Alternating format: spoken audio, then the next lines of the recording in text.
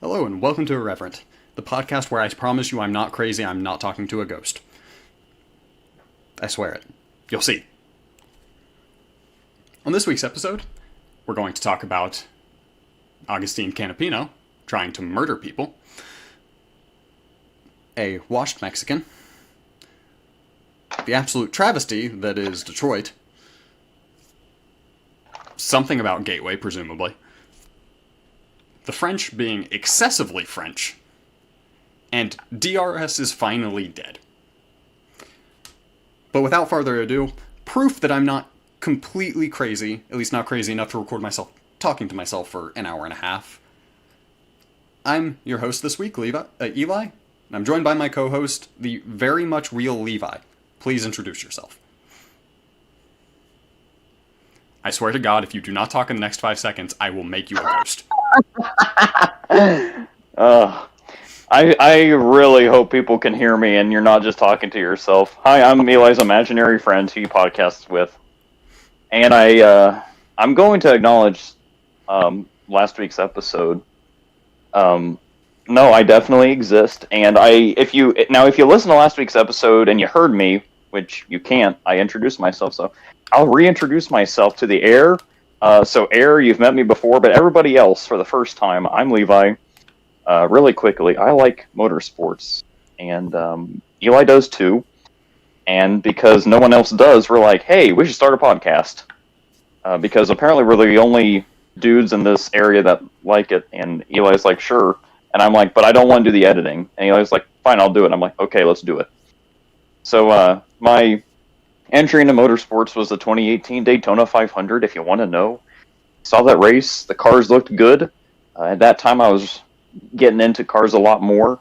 When I was around 12 or 13 was when I was getting into them. And it was right place, right time. The cars looked good. And yeah, I was like, I got to watch this every week.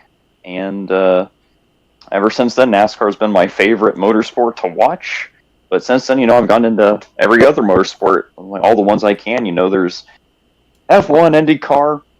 I'll name these respectively my favorites. F1, IndyCar, IMSA, and then Trans Am series. And we also have MotoGP and sprint cars. But yeah, that's me.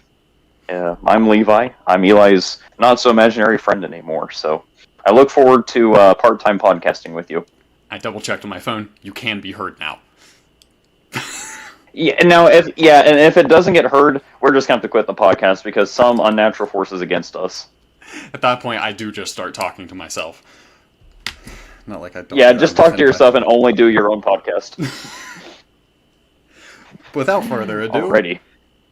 Do you want to go ahead and start with what happened at Gateway? Sure. Yeah. All right. Let me adjust my TV. All right. So there was a race this week at Gateway. And just a general review of it, I feel like a lot of flat track NASCAR races have become very ho-hum is kind of what I think, but they're not bad. They're just, especially with this next-gen car, they've been really harassed, like about how hard it is to pass. And this week at Gateway, I feel like and it is also, it's a flat track, but it's 1.3 miles. So it's kind of a larger flat track, but passing didn't seem to be terribly hard this week. Especially because the upper groove had so much momentum. It could also be a track thing where, we'll talk about it later, but between Ryan Blaney and Christopher Bell's duel, the fact that Ryan Blaney could hold him off for almost 20 laps with the outside groove, I'm not sure if that sounds something about the next-gen car improving or just that worldwide technology is probably the best flat track we go to. So my general synopsis of the race is probably that Gateway is the best flat track we're going to right now. I thought this was a great race. The last 40 laps is premium NASCAR for me. Like, when you have an amazing front battle between the front two, and then what happens at the end happens, that hasn't happened since I think the 2012 Coca-Cola 600. Yeah, this was like super premium NASCAR. Not only that, but the E-Cascadia car won, which listeners will soon find that if the best paint scheme wins, then it doesn't matter if it's my favorite driver or not. I'm happy. The paint job matters more to him than do you want me to do? It really does. Like, and in 2018 when Chase Elliott won the playoff Kansas race, I'm a diehard Kevin Harvick fan, but when he won in that Mountain Dew car, I'm like, you know what? I guess I can't complain too much. Like, I'm actually kind of happy to see him win in that car. Like, just because it was green. That's it. It was green and it looked amazing. It seems So like... It seems like to me that they're finally starting to kind of have the new generation car figured out. Like, they're finally starting to get it tuned in to be able to have the setups properly to actually be racy with it now. Yeah, and like I know before the season began, I was actually kind of worried myself because in recent NASCAR history, they have changed the aerodynamic rule package every single season since like 20. Actually, I guess really since the Car of Tomorrow, their last year, like since 2013, it feels like every year we're changing the rules package.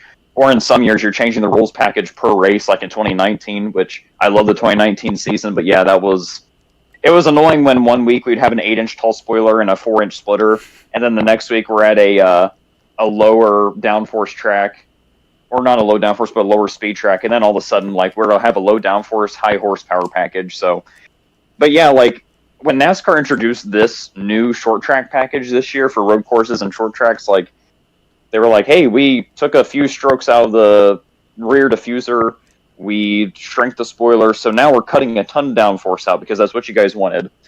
And I was really afraid because I'm like, I feel like NASCAR's answer is always either raising or lowering the downforce. When really, right now, I think the short track package needs more horsepower, which everyone else agrees. But when I've been seeing the racing this year, like man, it's not just worldwide technology, but like I had a ton of fun watching Richmond back in April. Spoilers, I never really have that much fun watching Phoenix, but I guess it was okay. It was fine. It was one of the better Phoenix races we've had recently. But yeah, like specifically Richmond and Worldwide are the two that stick out in my mind as like, yeah, this has definitely been an improvement, and I'm kind of liking it. Coda, I think, is either the only road. Wait, I literally have a NASCAR calendar in front of me. Let me check, because I think Coda is the only road course we've been to. And that race was one of my... It wasn't the best. I'll put it that way. It wasn't the best. North Wilkesboro was awesome. Everyone can agree. Martinsville was not awesome back in April. Dover, I hear, was good. That was the one race I didn't get to watch this year. But yeah. Oh, and Bristol. Yeah, so just looking back at all these short tracks this year, I think worldwide technology isn't just a fluke. I think it's like... It may have actually been between Goodyear bringing different tire compounds, especially with Bristol in mind. Between Goodyear and the package, I think, like you said, it's kind of working now. Like, drivers can pass, especially with the outside groove right now. And yeah, it's kind of, as a huge fan of the 2017-18 NASCAR low downforce package with the 2.5-inch spoiler and the 1-inch splitter, like, that was some of the best racing we've had. Like, if you think about some of the greatest finishes in NASCAR history, a lot of it was in that kind of Monster Energy low downforce era. When, you kind of think of Sonoma 17 or Chicagoland or even the Roval, of course, in 2018. It's like cutting downforce can be the answer sometimes because, you're making the drivers make more mistakes. Oh, you also reduce drag, so you get a bit more potential for overspeed too. Totally. But yeah, no, I was not gonna lie, like when you're into NASCAR, specifically when the first year I went into NASCAR, it was the least popular year in NASCAR history, but it had great racing, but NASCAR decided to change it because everyone was upset Dale Jr. left, so they all quit watching. And just seeing that, and I'm like, they have changed the package like every single season. Like, once again, 2019, like multiple times this season they've changed it. And it's like, of all the things that needs to be done, adding horsepower seemed at the time like the best thing to do, and I still don't think it could hurt, but like, I was kind of on the train of not really wanting it to happen. I didn't really want them to cut all that downforce, but it's working, so. I do think increasing horsepower for the road courses would help more, though. Especially, like you mentioned, Coda. Because I feel like you cut the downforce on a track like that without anything to make up for it, especially with that straight, and the hill, and you don't have the same sort of effect that you get on an oval where you can carry the momentum.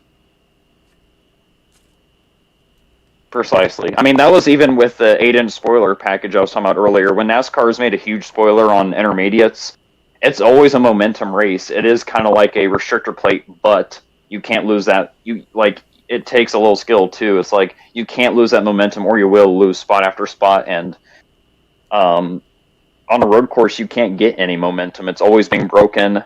And if you try to make a pass, you're both wearing yourselves, and more than likely you're going to be the one extending yourself the most. So you're going to try to make a pass, and it probably won't stick. Yep.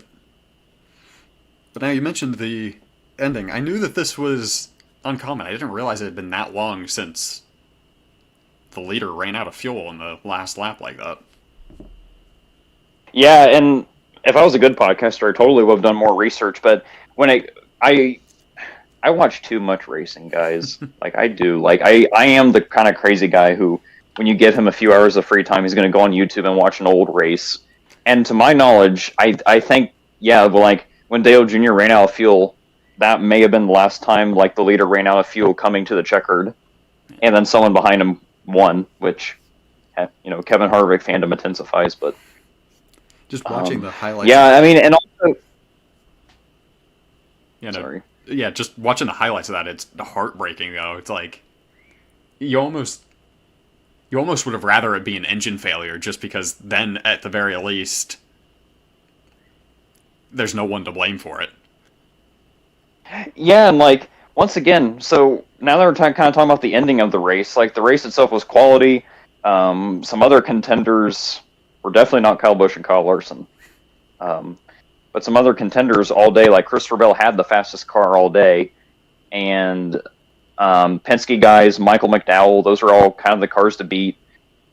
And I don't know if there was really a Chevrolet in the mix all day. Like, it was kind of cool as a Ford fan to just see it be Toyota v Ford all day. But yeah, like the Ryan Blaney was holding off Christopher Bell for so many laps. And I remember, I specifically remember, like, Kevin Harvick said while he was commentating, like, it'd be a miracle if he held him off, and he did. Now, granted, Christopher Bell's engine blew up, which that's the one other way that's not as bad to lose a race, but Ryan Blaney held him off until the engine blew. Like, that was an insane... That was one of the more insane defenses I've ever seen in a NASCAR race. And I was kind of feeling like the Ryan Blaney that I've watched over the years would totally... I don't know... I don't want to say screw up like he's bad, but he, like, that was such a progress by him as a driver to be able to, like, go that long, holding off probably the best car in the race with the outside groove. Like, he wasn't taking the preferred line. He was taking the outside, trying to get momentum off every turn, and it was working for so long. And after the race, I'm like, you know what, Ryan Blaney deserved that. Like, that is heartbreaking, because it's not like Dale Jr. when he lost the 2012 600. It wasn't like Dale Jr. was the car to beat, like he was the best guy all day, like, or had an insane defense to get where he was at. He just ran out of fuel, and it was unfortunate. But Ryan Blaney totally deserved to win that, and he didn't. So, utter heartbreak at the gateway. Now, if I'm not mistaken, I can't find it now because the NASCAR app is not cooperating, neither is their website. But weren't there only 4 cautions thrown? Let me check, because my NASCAR app loves me, because I've been a long-time member. I was watching the highlights earlier, and I feel like I remember them saying something about 4 or 5 cautions. I do want to say it may have been 5. I feel like it could be a little higher, because they always count stage cautions, too, so there was at least 2 stage cautions. And then there was Kyle Larson, Kyle Busch, that was a caution. And I think they were talking about 4. Specifically, like, actual cautions, not stage cautions, though. Oh, okay. Yeah, let me look. All right, results. Oh. Doesn't even have it on here? That's the thing, I was trying to look. There's a race summary. Oh, timeline. That would require me knowing which one of those is different from what. One caution I'm reading. Okay, Josh Berry, that's 2 cautions. Josh Berry gone to the wall. And and that was after Martin Truex lost his left rear, so that's 3 cautions. And yeah, Cody Ware. Oh, it looks to me that there were 5 cautions.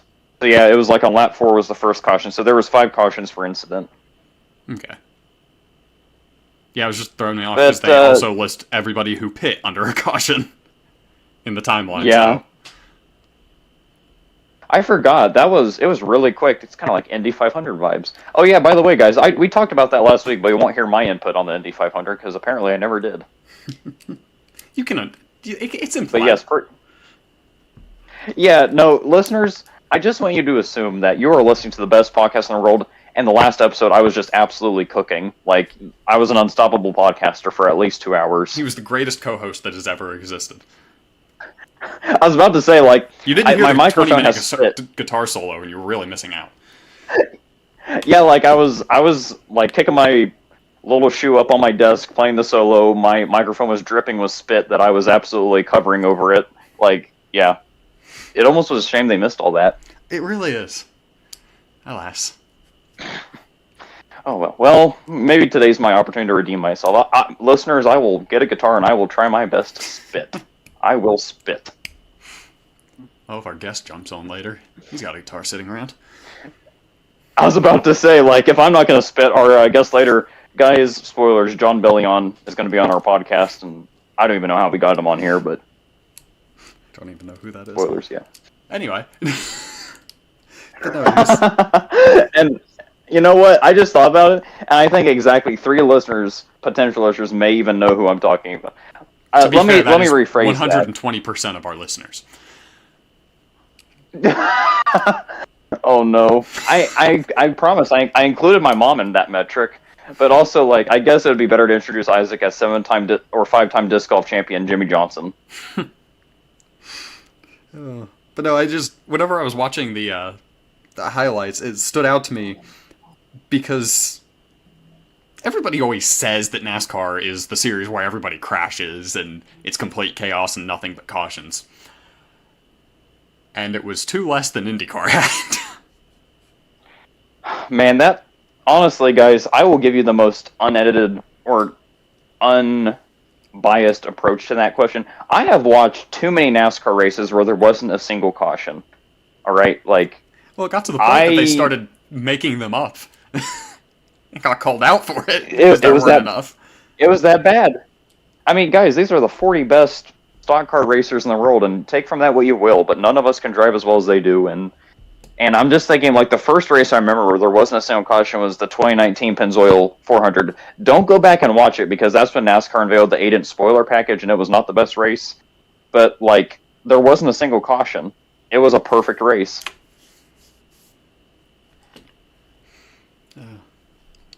Anyway, but yeah, like, I agree, like, it's gotten to the point where I almost enjoy a race kind of like Gateway, where there was more than 3 cautions for incident, like, and specifically a wreck or 2, like. Also, another thing that people may not know, I'm going to mansplain NASCAR for a second, is that there's not a lot of wrecks. There can be incidents like tires go down, they get into the wall, maybe someone loses the rear and starts spinning out. But when it comes to just multi-car pileups, like 2 to 10 cars, Gateway only had 2 of those, and those are 2-car incidents, and that's kind of your average race. Like, when people think NASCAR, I think they think like Daytona and Talladega, enormous 20-car wrecks. Yeah, everybody's remembering the big one, and like, 90s and 80s era where you got Dale going around and 20 people piling up behind him.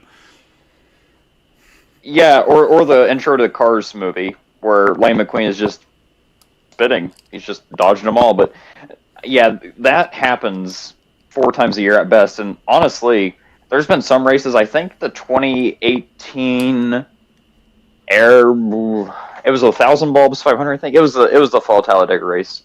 I don't think there was a big one at the end. I think there may have been a few cars wrecking earlier, but that race is another one that just stood out in my mind. Of like, not even every Talladega or Daytona has a big one. So anything else So, you want to talk about Gateway? one more thing.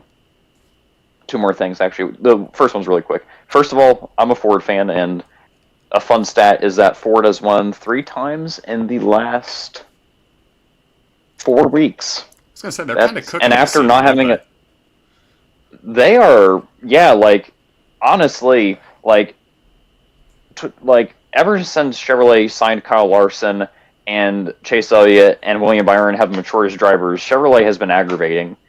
Because I grew up as a Ford fan watching Kevin Harvick clap everybody, and then all of a sudden Chevrolet's like, "Hey, we're back." But and that was kind of how this season was going. I'm like, this is going to be the worst season for Ford. I didn't think 2021 could get any worse, but I think it's going to happen. And then all of a sudden, Brad Keselowski wins, it's like cool. Joey Logano wins the All-Star race, that's cool too, but it's not a point-paying race. Now Austin Cindric has won. It's like, all right, we've won 2 races and the All-Star race last month. The only other race that was contested was Charlotte, and a Toyota won. So Chevrolet hasn't even won. Get back to my calendar. It's been at least a month since Chevy's won. I'm not going to say they should start worrying. Kansas. Who won Kansas? Eli, help me out. Who won Kansas? Kansas. Kyle Larson. Never mind. Rats. But even in that race, Chris Buescher lost by the closest margin in NASCAR history. No, you're right, by So one it's day. It has officially been over 1 month. Since Chevrolet's won? Yes. That race was May 5th. Today is Pretty June crazy. 6th. That's crazy. Correct. Yeah, no, it's... Because, as a Ford fan, life is good right now. And, I was just going to say that. I'm excited that Ford's winning. I'm glad that there's a good 3-way competition right now. We're still 5 wins behind Chevrolet and 4 behind Toyota, but it seems like RFK has found insane speed. Brad Keselowski has finished... He finished first at Darlington. Chris Buescher finished second at Kansas. Charlotte, Brad Keselowski finished second. And what was after...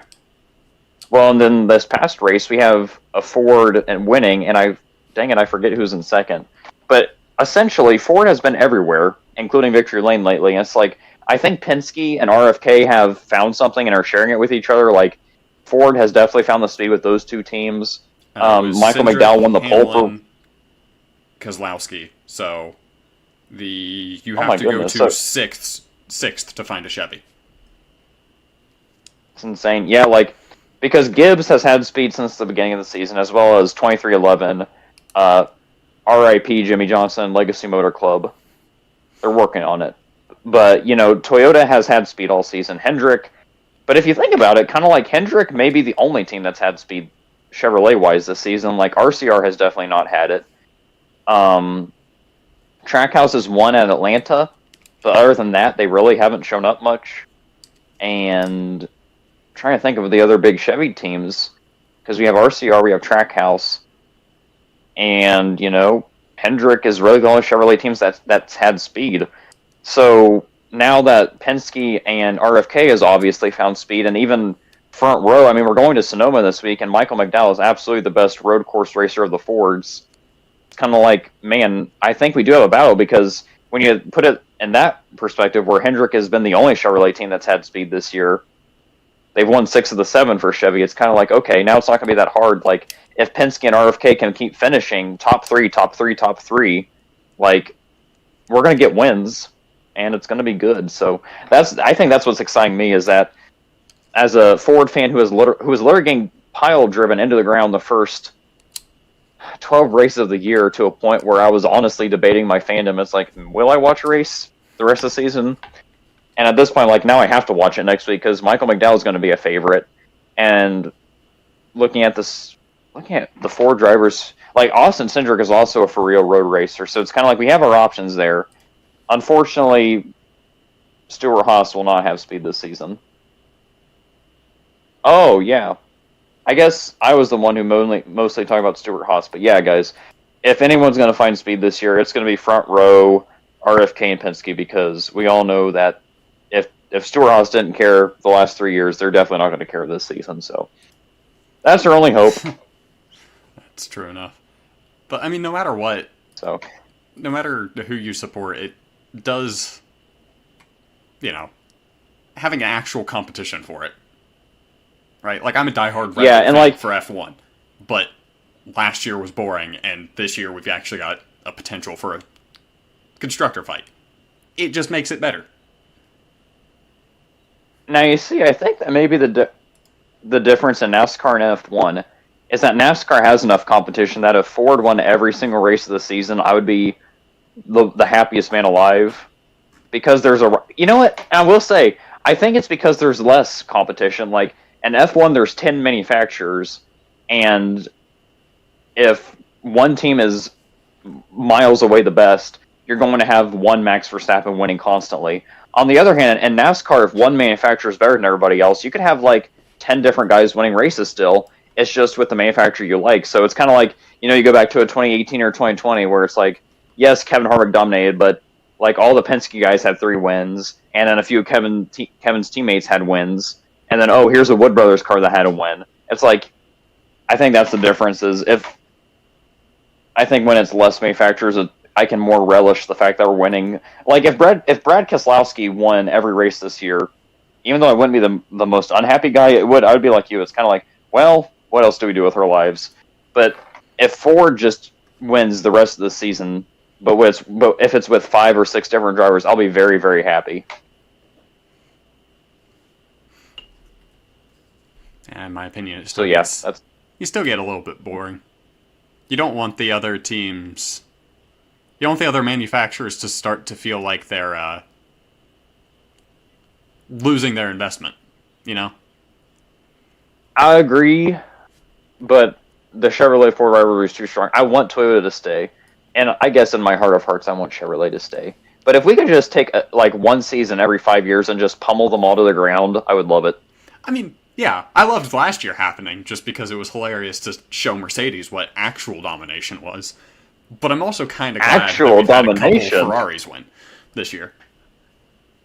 Actual domination. Well, yeah. I love it. No, last year, I almost I guess we'll talk about F1 and the news part. I'll save it for that. My last thought about worldwide technology is it's a great track. Let's keep going there at least once a year. And my goodness, I have to get the race win diecast, even if it's just like 164. Like, I don't have the Dark Horse mold, and that paint scheme, winning is the best thing ever. Anyway, I'm done. I'm happy.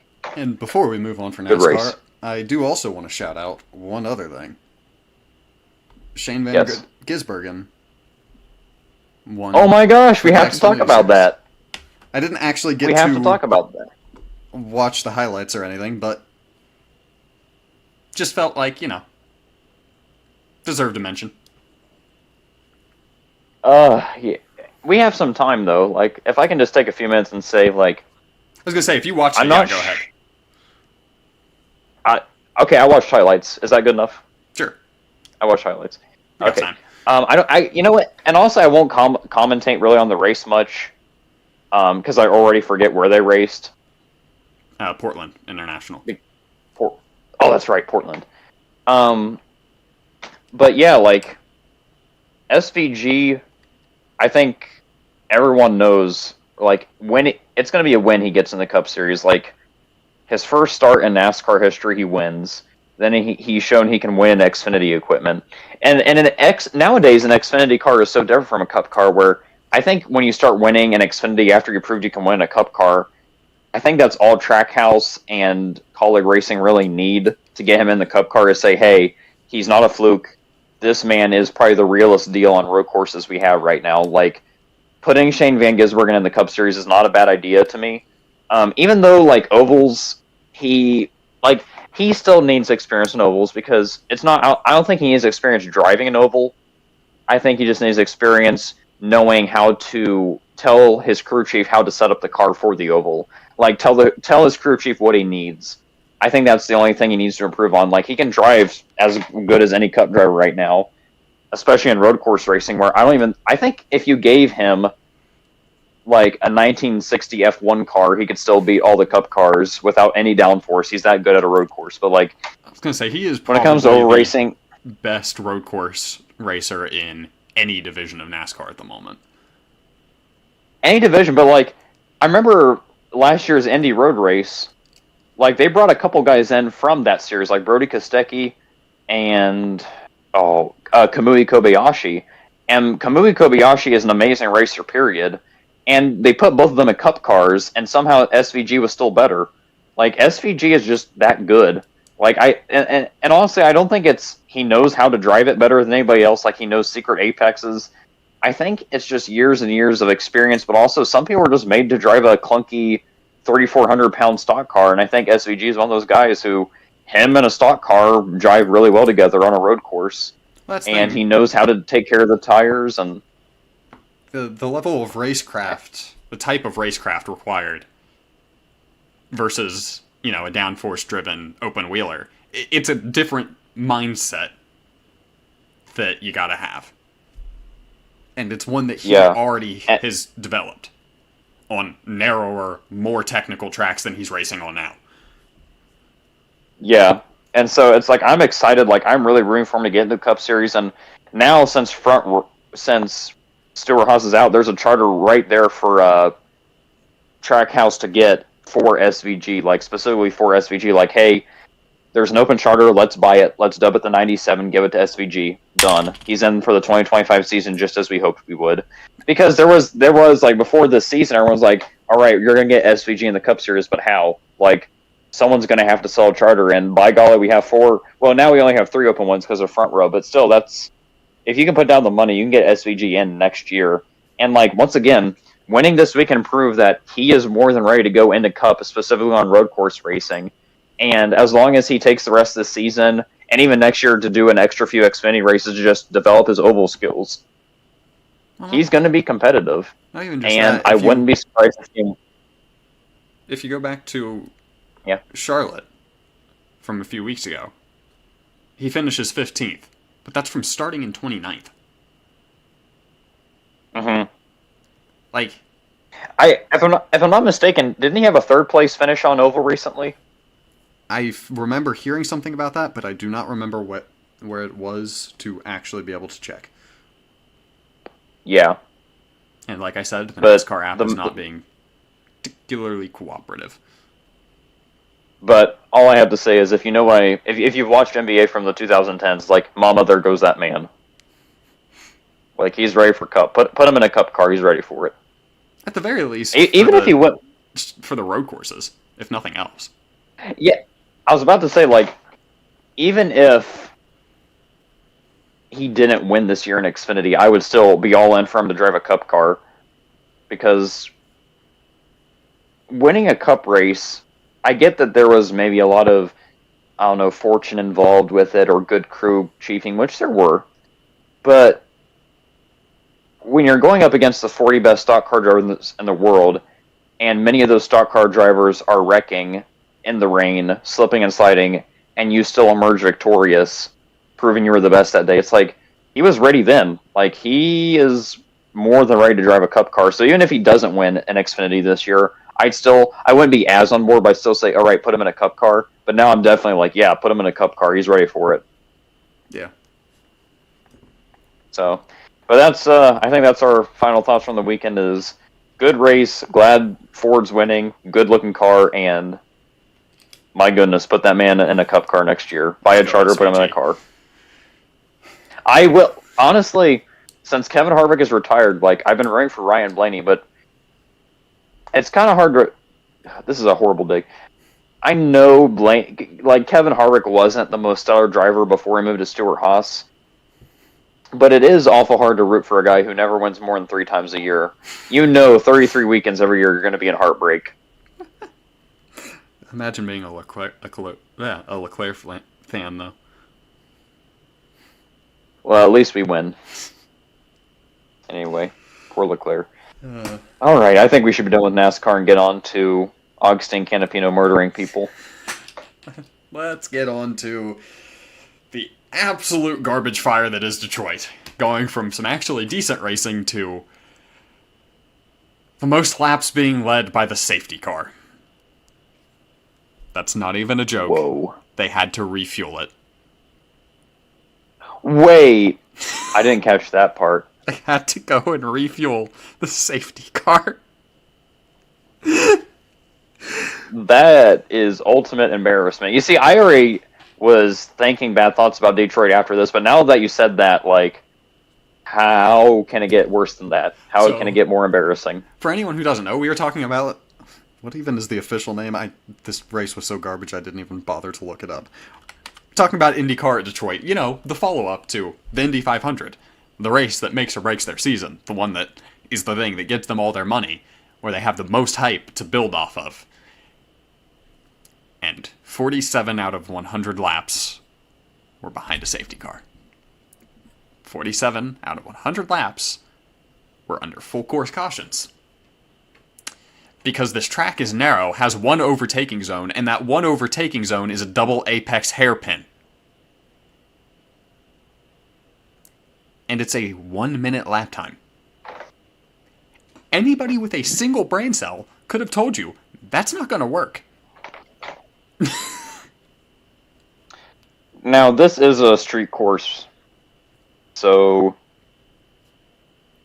But still, the Nashville street course is miles better. Nashville? I was going to say, Nashville's a street course. Long Beach is a street course.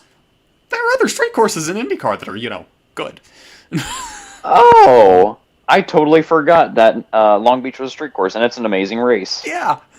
It's one of the best races on any year for IndyCar. This is probably going to be the worst this season. I really hope I'm right. When you look at I was about to say, when you look at the streets of Detroit, like, it literally looks like they asked a 5-year-old kid to, like, build a tower out of Legos, and we're going to take a picture of that vertically and make it into a track. It's just, like, The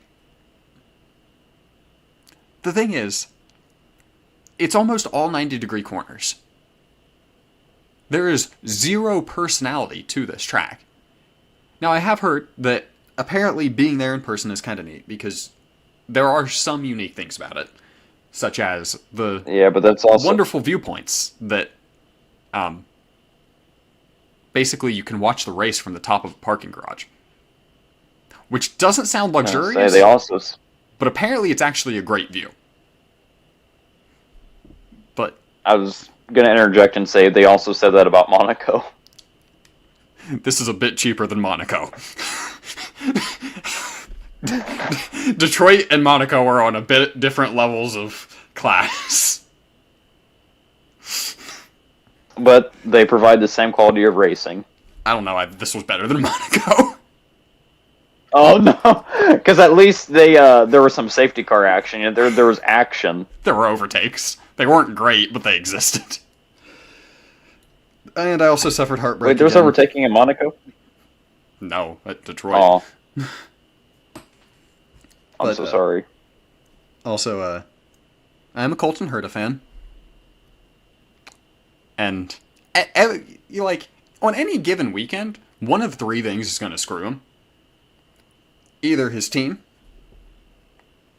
the stewards, or himself. This weekend, in the space of 5 laps, it was all 3. And I'm going to say really quick, I know we covered it last week, but that's basically Kyle Larson. Like, Colton Herta is IndyCar's Kyle Larson. The thing is, 1, his personality's great. 2, like, when he is moving, he is incredible. But man, why did he try to brake in the wet? Because he has confidence. He does. A bit too much machine. of it. But no, that specific, not that incident, but what led up to it is one of the big things that I do want to focus on. Because basically, about halfway through the race, you got a sudden skyburst, wetting the track. And a couple people went off, there was a caution, about half the field pit. Herta's team decided to not pit him for wets until the next lap, and then they said, actually, yeah, let's go ahead and pit you for wets, which caused him to fall farther back in the field, which is the part where his team screwed him. And then the part where the race steward screwed him is that caution went on for 10 laps. It wasn't even an accident, it was a spin. The car I had been was restarted going and to gone. talk about. Can I interject on this caution thing for a second? Yeah, go ahead. I was going to say, we talked about it last week in the imaginary episode where Eli was talking to me. But I was, once again, no hobbies. I was watching the 2012 Coke 600. I'm not Coke 600. I was talking about Coke 400. It was the summer Daytona race. And after a massive wreck, they got the field ready to go within 4 laps. And the fact that IndyCar takes 10 laps on a road course, mind you, this isn't an oval, this is a road course. It takes 10 laps to get the field regrouped after a spin. I remember last week I said I don't have a problem with how many cautions they throw. It's how long those cautions take. Yeah, and what was infuriating about this one was, one, it was a sudden downburst of rain, right? It wasn't a sustained rainstorm, which meant that the track started drying immediately. But also, the field was grouped. It was entirely because the stewards were trying to decide whether or not to give Will Power a penalty before restarting the race. And that took them 10 minutes.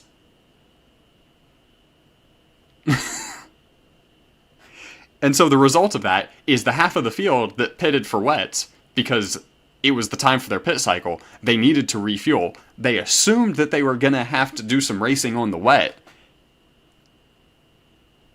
And then the racing line was dry, but not the track.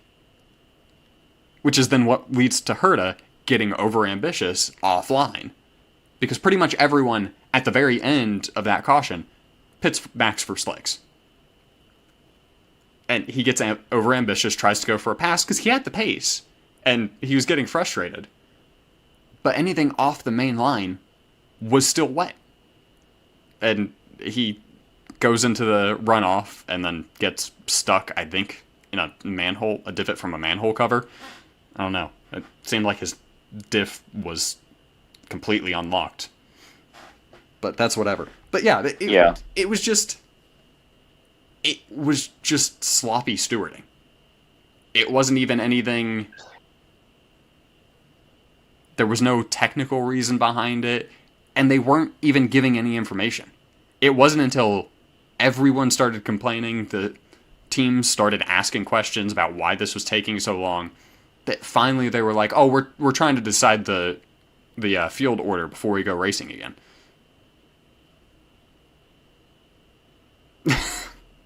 Yeah, like that's watching it was making me appreciate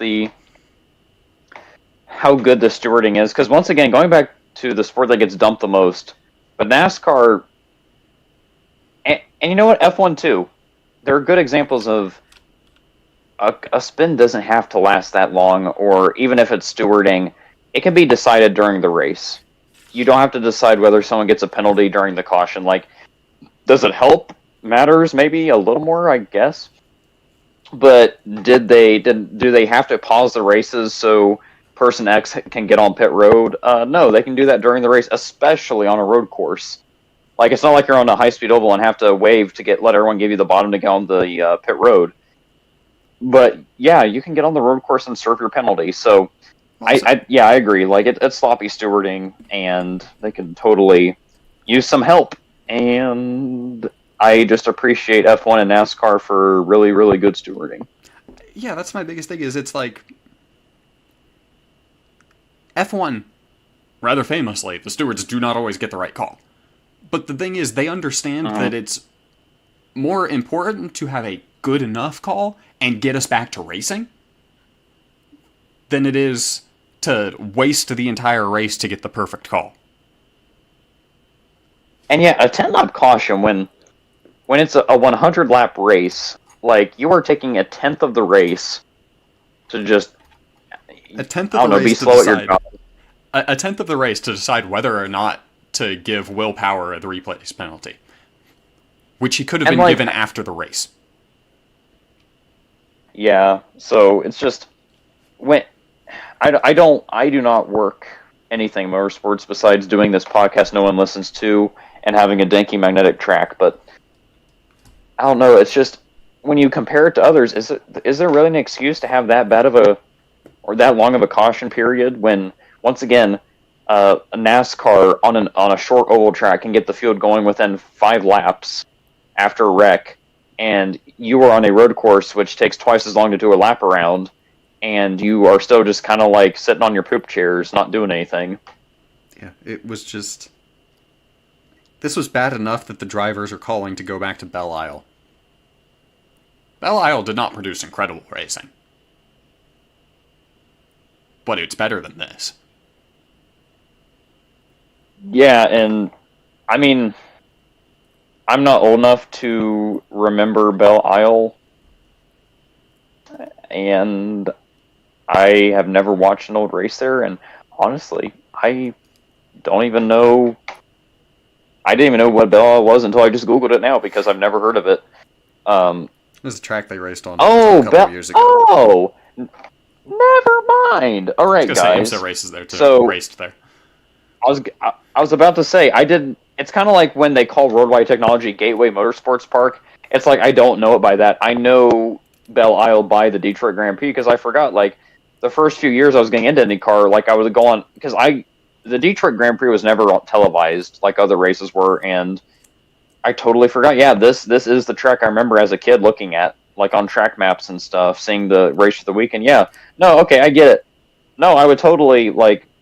At least it's an I would actual totally circuit. support going there. Yeah, like it's a purpose-made circuit, and I get that street circuits are popular, but I don't know. It's Though the problem with I Belle think Isle... Monaco. Sorry, go ahead. No, it's okay. It's just I feel like with street racing in general, it goes to that subject of like it got really popular really quickly over the years. It's like people have enjoyed Monaco for years. Qualifying in Monaco is as exciting, if not more exciting, than qualifying for the Indy 500. And it's like something like that produced Azerbaijan.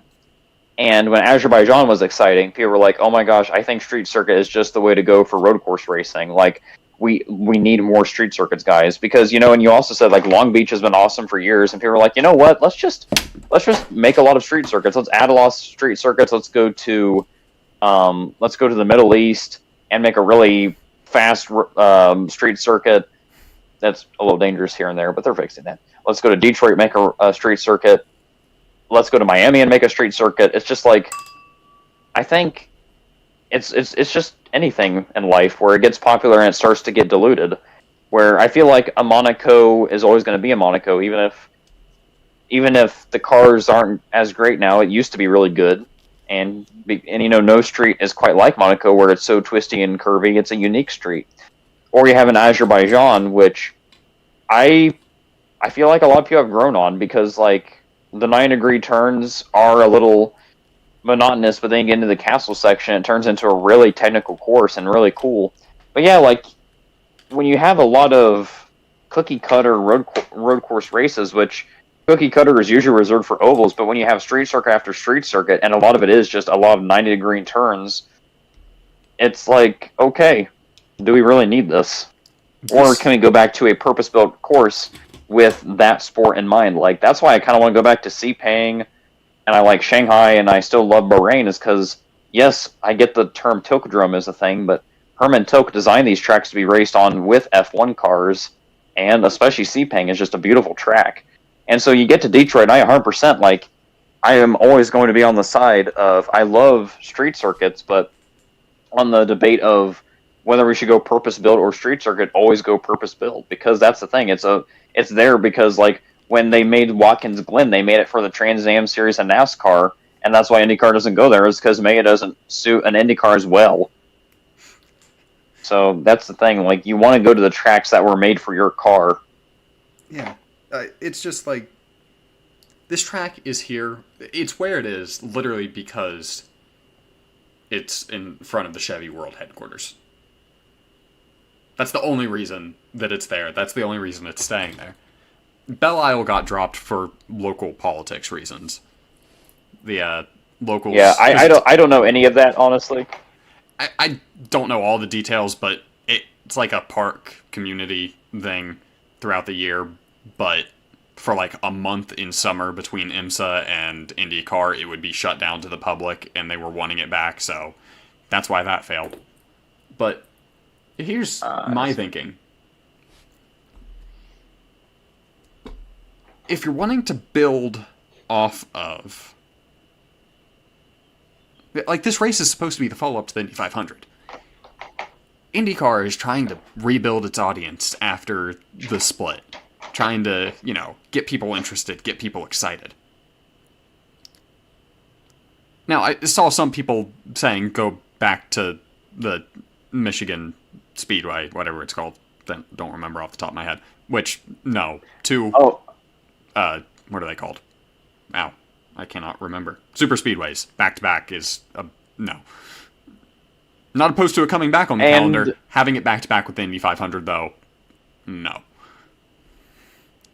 But... Is it because too much oval? Well, no. What I was about to say... What, we only have one Super Speedway on the calendar this year? Spread them out. We've only had one Super Speedway since Pocono left. Yeah, since Texas. But... No. Texas is Speedway. Ow. Let me NASCAR. I'm going to mansplain Eli. Just 1 second. Now, a lot of people call their speedways super speedways, like Nashville. And in all reality, a super speedway is a track that's 2 miles or larger. Anything larger than a mile is an intermediate track or speedway. Anything less than a mile is a short track. But some people go to a fast speedway and call it a super speedway like Texas, or a fast short track like Dover and call it a speedway. But it's usually track size which determines what it is. So, no, yeah, totally. Texas is still an intermediate, at least in my eyes. But anyway, okay, I'll give you it races like a super speedway where they are mostly flat out. But at the same time, like Texas and Michigan will be different animals. Like the banking in Michigan, I think, is 18, but it's also a lot wider of an apron, so they will be flat out in Michigan, and they will be building to very high. The straight on Michigan is definitely going to be producing them to close to Indy 500 speeds. I'll say that. Yeah, that's the thing. I just feel like, it was CART's version of the Indy 500 during the split, so. But I just feel like having those two back to back, it feels kind of redundant. But like Milwaukee, go to a short oval, an intermediate oval, something different. That still produces good racing. That's comparable to the Indy 500. Something that you can bridge off of. Because then you go from that into Road America. There you go. In, 3 weeks, you have spanned pretty much the entirety of, what's great about IndyCar. Starting with the Indy 500. Your comment makes sense. We literally have Iowa on the schedule, which I've always enjoyed an Iowa race. And if they do it at nighttime, that's even more epic. And I feel like if we can just go back to our own intros for a second, if we want to, I think we can do this. It's early enough in our podcast life of what made us love the series we love. What made me love NASCAR, first of all, was the insane speeds, the nice paint schemes, and the fact that the number was all over the car. The number was the car's identity. It felt just cool to me. I thought it was cool. But when I watched the Daytona 500, the next race... Now, I didn't watch Atlanta or Las Vegas, but the next race I watched was Phoenix, and Kevin Harvick and Kyle Busch had an insane battle to the win. It's that made me want to watch every week, because not only that, but Kevin Harvick won 3 races in a row, and I'm like, wow, I have missed out not watching these last 3 weeks on so much, where I feel like you do, if you're going to have your biggest race, like a Daytona 500 or an Indy 500, you need to follow it up with something that can produce that kind of racing, where maybe if I did go to Atlanta, which actually, that may have not made a difference, because Atlanta unrepaved was pretty cool, but if I had gone to Las Vegas after Daytona, I still would have thought it was cool, but it's you're not going to have one of those immense Titanic battles with the low downforce package.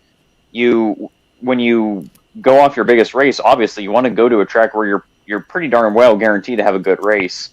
And when let's say maybe there's a 14-year-old Levi or an Eli out there who watched the Indy 500 and thought, this is the coolest thing. Like, these are F1s, yes, but they're a spec. I like that they're spec. I like that they look this way. And then you show a 13-year-old kid, like, all right, here's that awesome race. Now watch this Detroit race where half the race isn't even being raced. And a kid might lose interest. Like, he might think, like, okay, if this is how half the season's going to go, I kind of don't want to watch it. So no, like, what about you, Eli? Like, what made F1 really appealing to you? That's the thing, is F1 you had storylines, right? That's the thing that caught me about Formula One. The first thing I learned about Formula One, aside from vaguely knowing it was some European racing series, was how in the world did an energy drink company win beating, Mercedes and Ferrari? That hooks Precisely, you felt like you missed out something. Yeah, like you missed out on something you desperately had to see. Now imagine, like you were saying, going from that incredible ending to the Indy 500, where, like, the only real complaint about the Indy 500 this year was that the cautions were a bit excessive. But the ending was incredible. The racing was incredible. And that's your exposure to IndyCar for the first time. Especially with them pushing the whole Road to Indy series and all that stuff now. Or is it 100 Days to Indy or whatever they're calling it? And then this is your follow-up race. You have one of the best modern Indy 500s, followed up by one of potentially the worst races in IndyCar history. Well, hopefully future fans are like me and skipped races 2 and 3 and went straight to 4. So hopefully a kid is going to watch Road America next, and he's going to be like, oh my gosh, I missed so much. I have to get into this. Hopefully. Or, unfortunately, there is a few kids out there who are probably going to be like, I guess it was worth a try, but IndyCar just isn't it. Either way, I will be here complaining about IndyCar until either the series is dead or I am. Because they aren't going to get more competent, that's clear. Since there's no kids listening, I can say this. It's like a drug, man. Once you enter a season of racing, you can't just go the next season and be like, I'm just going to forget all about that. It's like actually that's love in general. Like when you look at a girl or a guy, it's like that's the one right there. Are you ever not going to go back to it? It's like Rats. What was the point all about?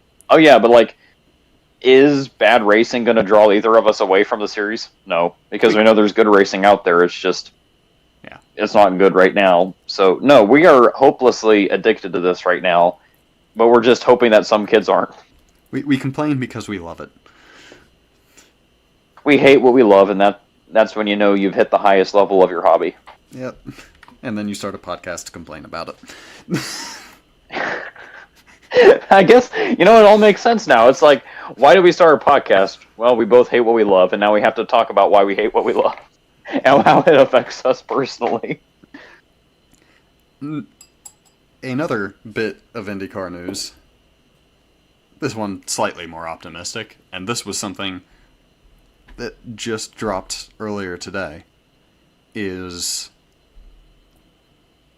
it looks like Motorsports Games has finally been ripped off, had the IndyCar IP taken away from them. Now that report is according to overtake.gg, so take that as you will. I was gonna say, I feel like we've spent enough time on the races this week. Do you just want to get to news now? Yeah, that's what I was kind of feeling like. This would be a good transition to it, since it's still IndyCar related. But let's talk about the game, because I have something I want to say too. But go ahead and just give everyone a brief synopsis. Yeah, so basically, honestly, at some point when it's a light week, I'll probably, because I've been following the whole story for years now. God, that's terrifying. But we'll probably do like a deep dive into what all happened here. But the short version is, a few years back, the IndyCar IP for racing games was sold to a company called Motorsport Games. And for like the past 3 or 4 years, they were supposed to have released an IndyCar, like, championship career-based game, and it's been going nowhere.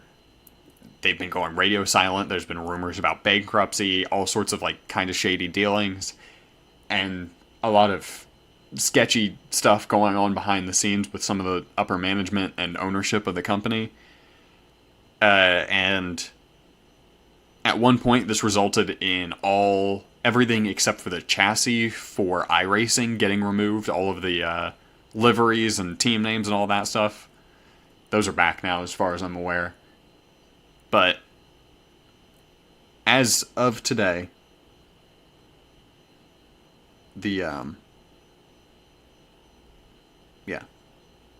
as of today, and this isn't the first time that they've lost a license. The first one, I believe, was BTCC, which is British Touring Car Championships. And yeah, looks like, yeah, the article mentions that too. And that was the first thing, kind of one of the first dominoes to fall. Also them losing, this was the same company that had the NASCAR license for a few years there.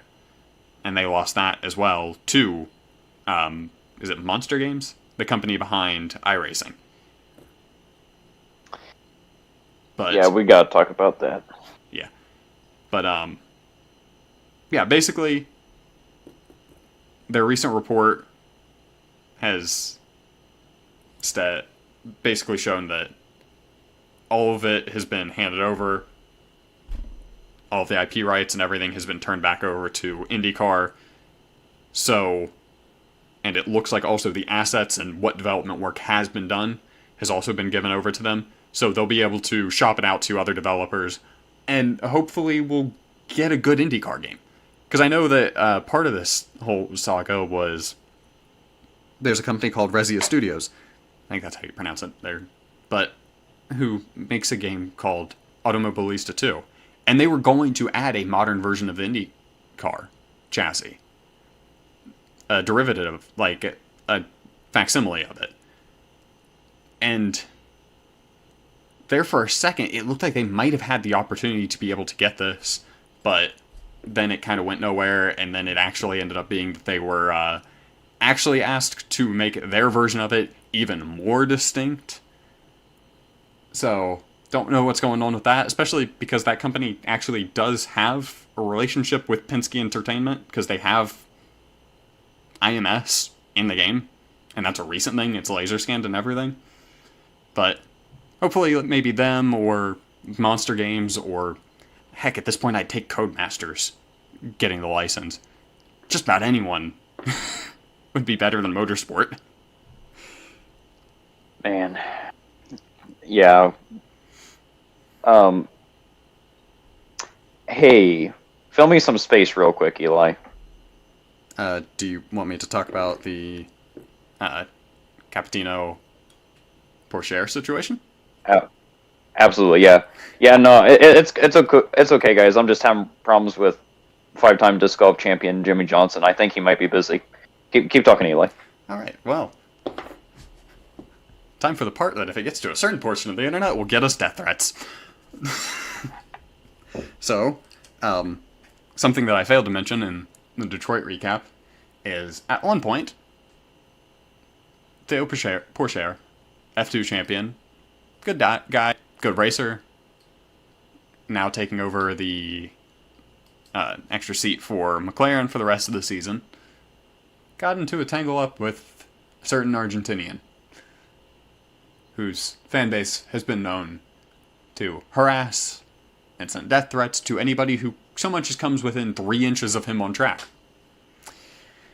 Now, for anyone who didn't know, his team is Jonkos Hollinger Racing, who were in a technical partnership with McLaren for technical feedback, data sharing, all that sorts of fun stuff that helps you get setups tuned in, be a better race team.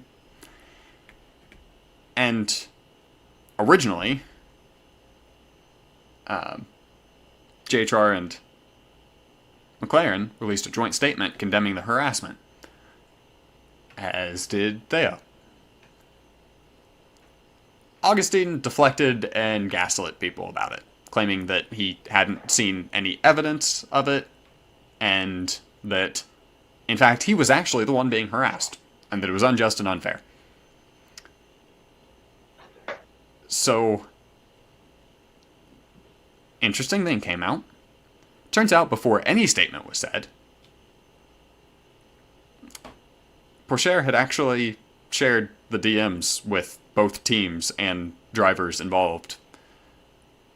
So, before Canapino, however the crap you say his name, I don't care. He's not worth the effort. Cappuccino. I get barista. Could I get a large, Canapino. sweet yeah. Dang it! Now I'm saying cappuccino. Cappuccino. I want a really large hot cappuccino, but no Augustine. Thank you. Yeah, but yeah, no, he had seen the death threats. He was fully aware of this, and so today this culminated in the technical partnership between JHR and McLaren being dissolved because they refused to condemn this. Now I'm just going to go ahead and mosey on over to take a look at the current standings for the IndyCar season. Canapino is currently in 20th with 74 points, and he has raced the entire season. Pourchaire is 23rd with 58 points, and he has raced 4 races, I believe.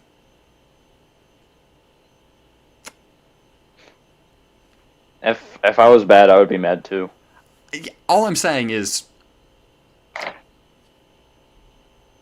how much money is Canapino paying JHR for the seat? Because he kind of sucks. And he's done nothing but bring them bad PR. Because, mind you, this would not be as big of a deal if it weren't for the fact that it's the 3rd time he's done this.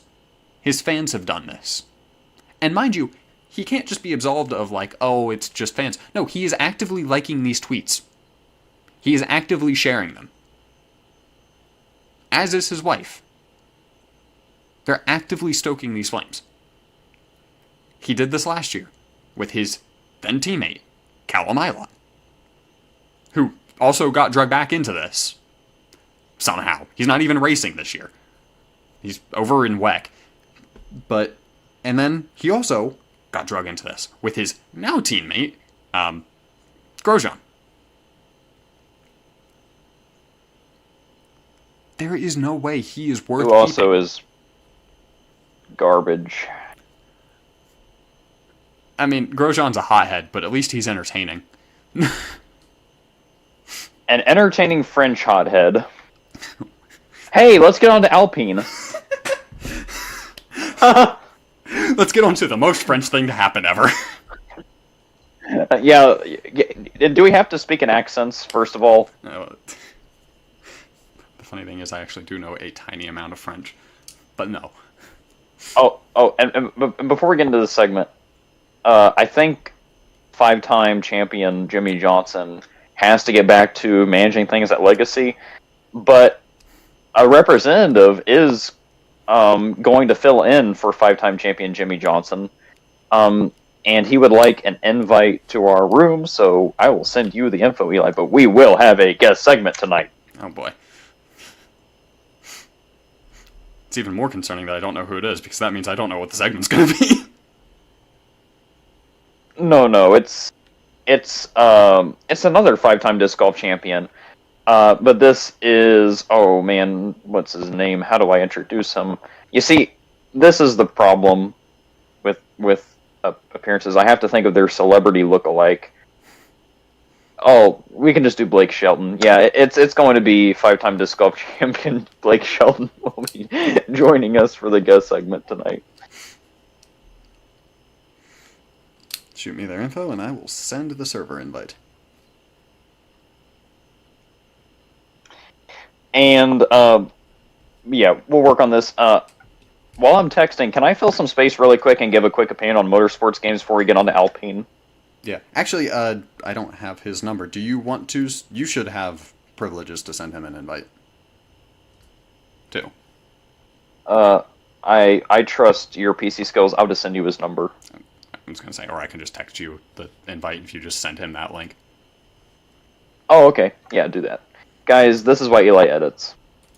I'm not even editing. This is live. I'm just gonna cut out the sound check later. Oh, okay. All right. I realized after trying to edit the pilot, no, we're too bad at this. But yeah, about motorsports games, before we take a few minutes to discuss Alpine, it's just, yeah, like, they had a fiery death with NASCAR. It was probably the most fiery death ever. And it got a multiplayer-only company like, into developing a single-player racing game. So do I just send this to him? Yeah, he should be able to just open the link on his phone, and then he'd be invited to the channel on Discord. Awesome. All right, but yeah, so that was just what I was going to say is, personally, I really liked NASCAR Heat 4. 3, 4, and 5 were all pretty good. NASCAR Heat and Heat 2 were kind of garbage. NASCAR 21 Ignition was the most fiery death they could have made possible. But yeah, no, I was kind of sad when Motorsport Games lost the NASCAR license, but I was strangely okay too, because, like, yeah, Heat 3, 4, and 5 were all good. Heat 3 was the weakest of those three, but Heat 4 was really good. Heat 5 Ultimate Edition is one of my favorite NASCAR games ever.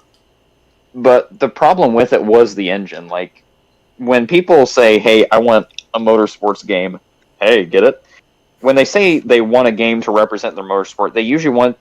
They want to feel like they're in that sport. And I feel like with a lot of the other companies, like Technics, who did the NASCAR The Game series, they made you feel like you were in a 3,400-pound stock car.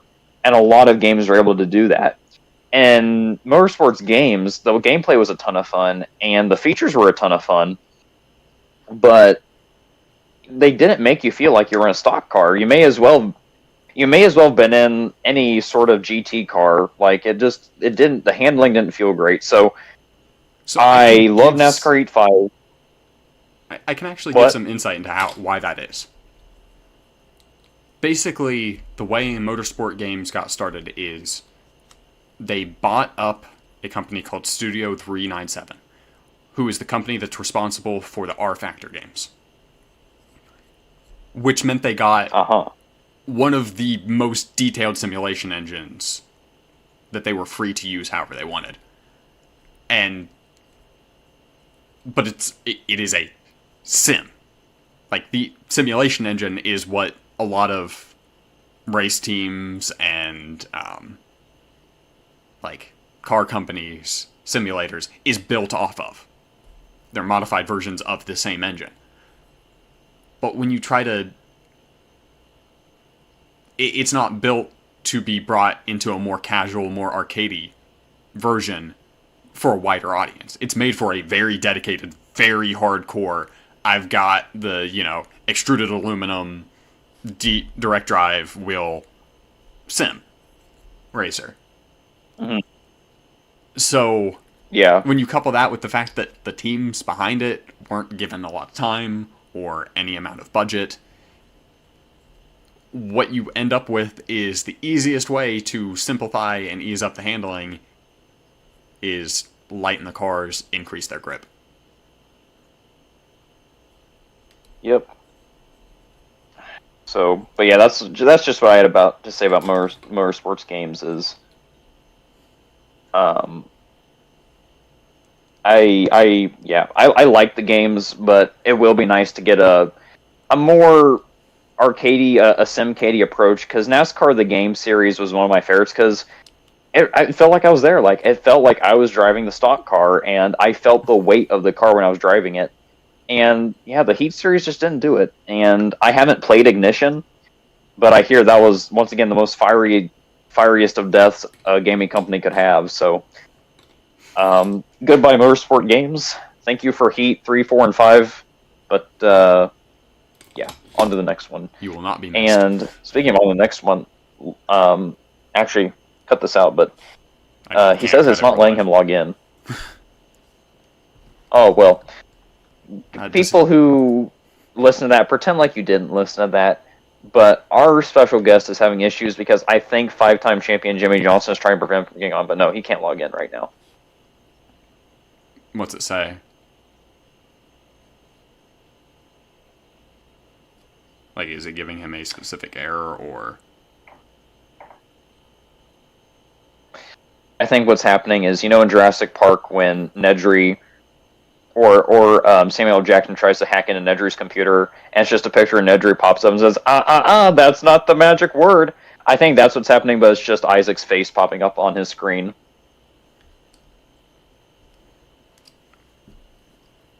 Try sending him that one, and I'll just manually add him to the room. Anyway, well, while we're trying to get the special guest in, because we will have a special guest tonight. Is it... Oh, what? Is it what? Is that him?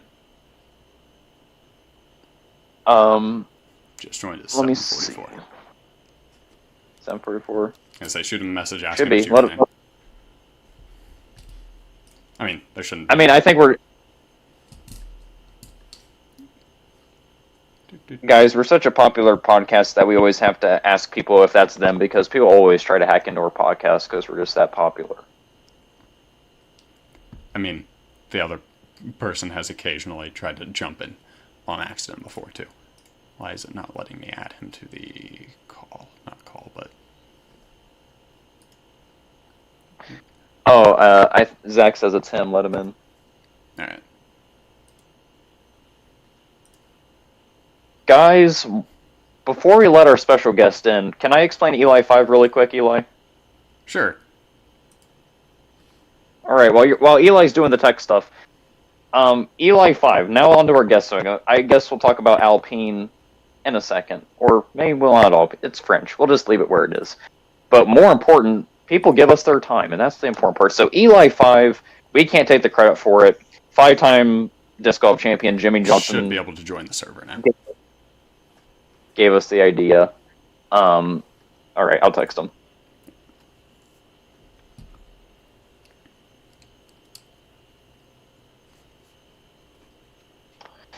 But yeah, Eli 5, it's explain like I'm 5.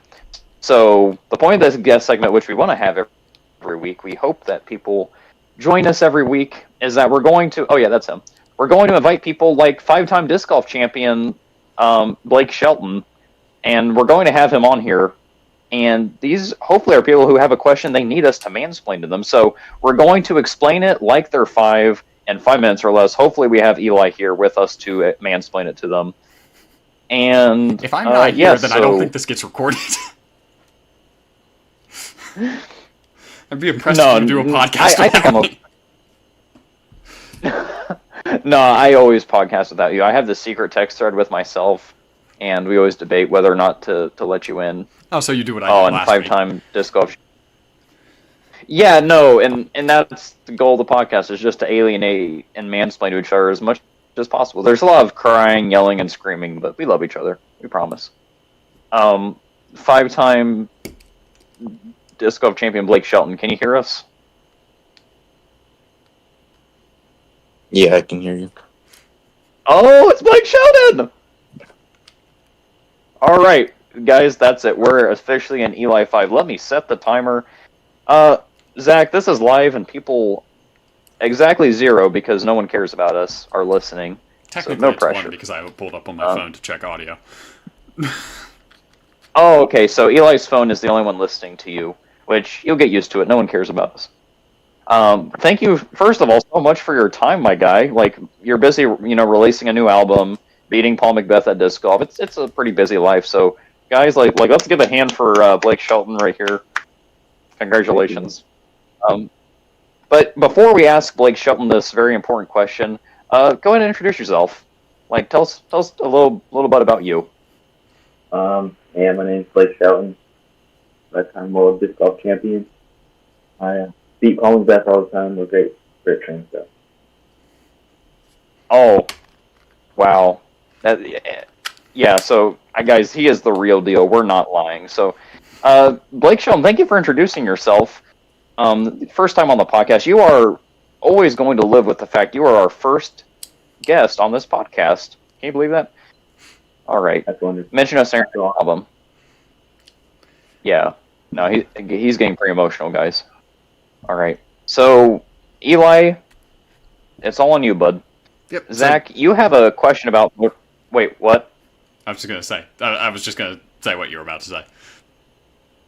Yeah. So you got 5 minutes. It's okay. I'll time you. I'll set an actual timer. Blake, you have a question about motorsports. Eli needs to mansplain to you in 5 minutes or less. So, whenever ready, Blake, throw us that question.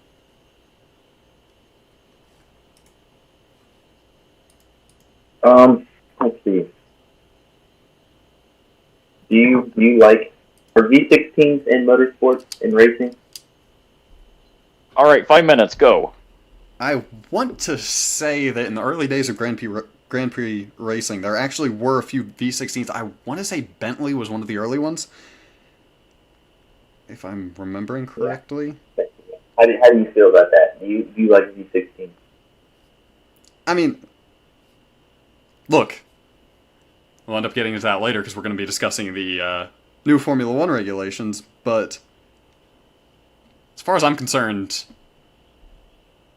the more cylinders, more conventional... wow, why in the world is my brain not working? Yeah, no. The more of a conventional engine, more cylinders you got, the better. Trying to remember. I believe... because there was also a Cadillac V16. But yeah, they've been used historically for certain early Grand Prix cars. According to the... oh, that's interesting. According to Wikipedia, one of the earliest companies known for developing a V16 for use in a road car, during the 1930s, stopped producing it to turn their factory into an illegal moonshine still. So I have another question. Oh, we got a second Eli 5 question? Wait, gotta reset the clock. Guys, first things first. Eli, thank you for mansplaining that in 1 minute 33 seconds. Next question. Go ahead, Blake. How do you feel that V10s are banned from the F1?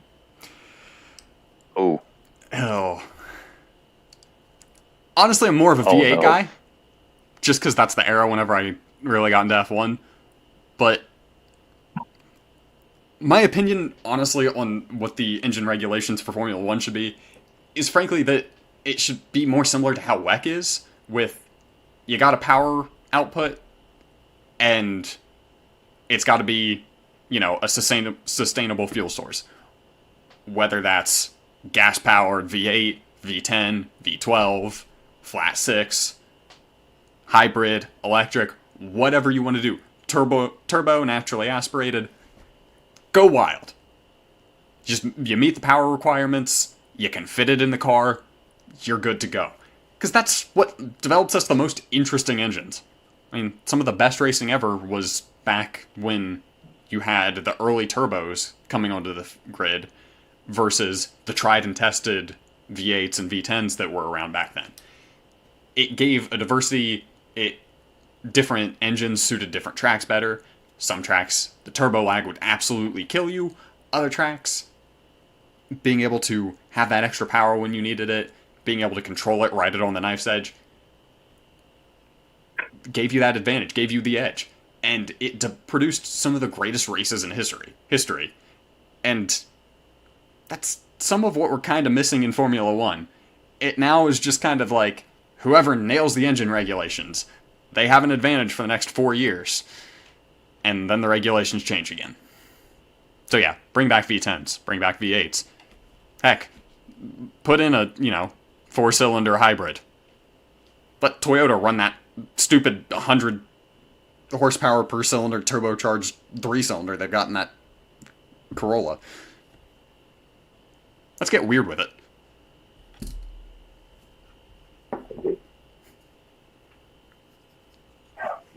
All right, well. Very opinionated about engines.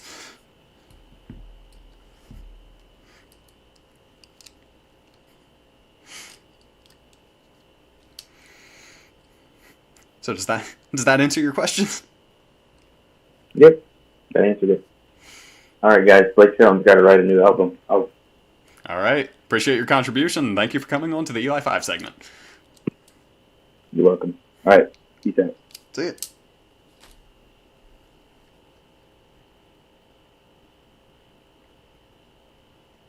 Are you still there, Levi?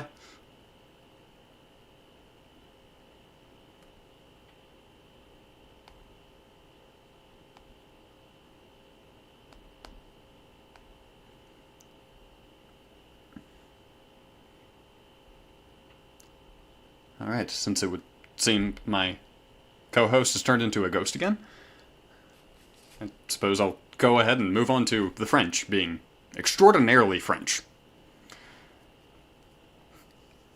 So, last week, we saw at Monaco a bit of an incident where Ocon kind of was an idiot and almost sent himself into the marina and nearly took both himself and his teammate, Pierre Gasly, out of the race when they were both looking at points at Monaco. Something that Alpine kind of desperately needs this year. And apparently it had actually been agreed on before the race that they were not supposed to race each other. They were not supposed to risk it at all. Specifically because they wanted to avoid this. And then in the time since then, there's been some rumblings behind the scenes that Ocon might be benched for a race or something like that. What was known was there were going to be consequences. Mostly because Ocon hasn't historically been the greatest of teammates. Well, those consequences came to light. And as of the end of this year, Esteban Ocon no longer races for Alpine. Where he's racing? Who knows? Who's replacing him? Who knows? Which kind of tells you just how bad it is. If Alpine didn't have an announcement for a replacement ready, and he didn't have plans for where he was going to go next, already lined up and signed and ready to go, it shows that this is actually a consequence for what he did. And it's going to be a black mark against him for any team going forward. Yes, sir. Did you hear any of what I just said? Oh, yeah, I heard most of it. Okay. But yeah, so basically, what I'm getting at is, where's Ocon go, and who replaces him? Opinions. Oh, sorry. No, that was me asking for yours. Oh, okay, thank you. Thank you so much. I've heard rumors. I feel like there's three guys, if I'm not mistaken, about the third one, because Jack Doohan, I feel like, is the most popular candidate for Alpine right now. That's what, at least what I've read, is they're kind of wanting him because not only is he good, of course, but they kind of want him as a symbol of like, hey, our junior program works, and we now have an F1 star here in the making, and he's from our team, so it's kind of like a pride thing, I think.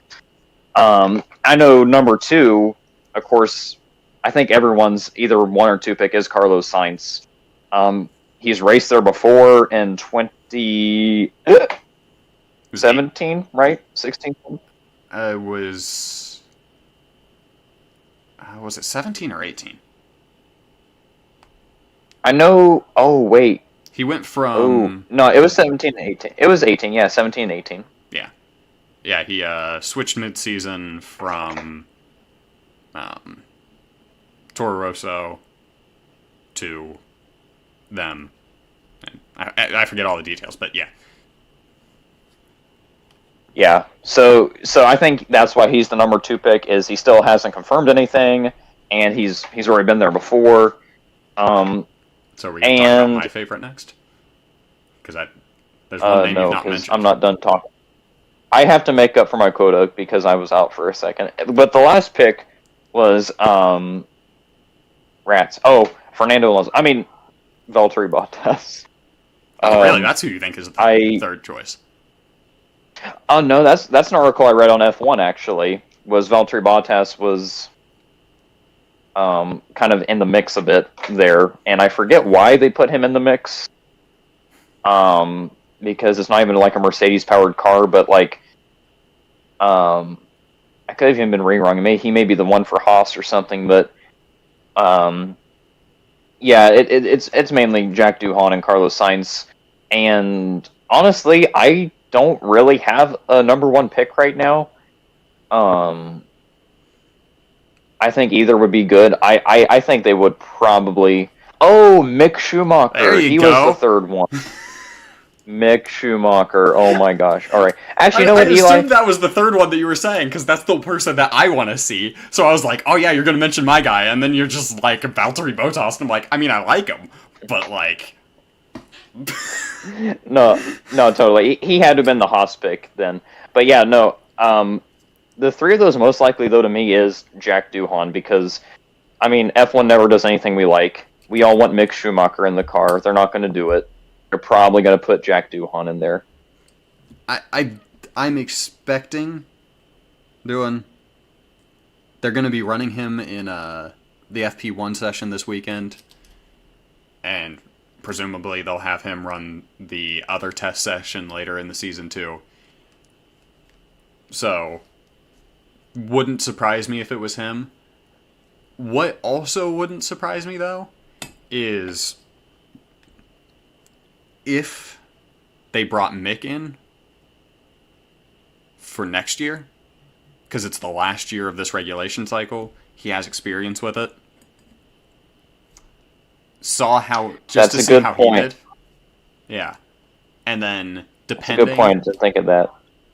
Depending on how he goes,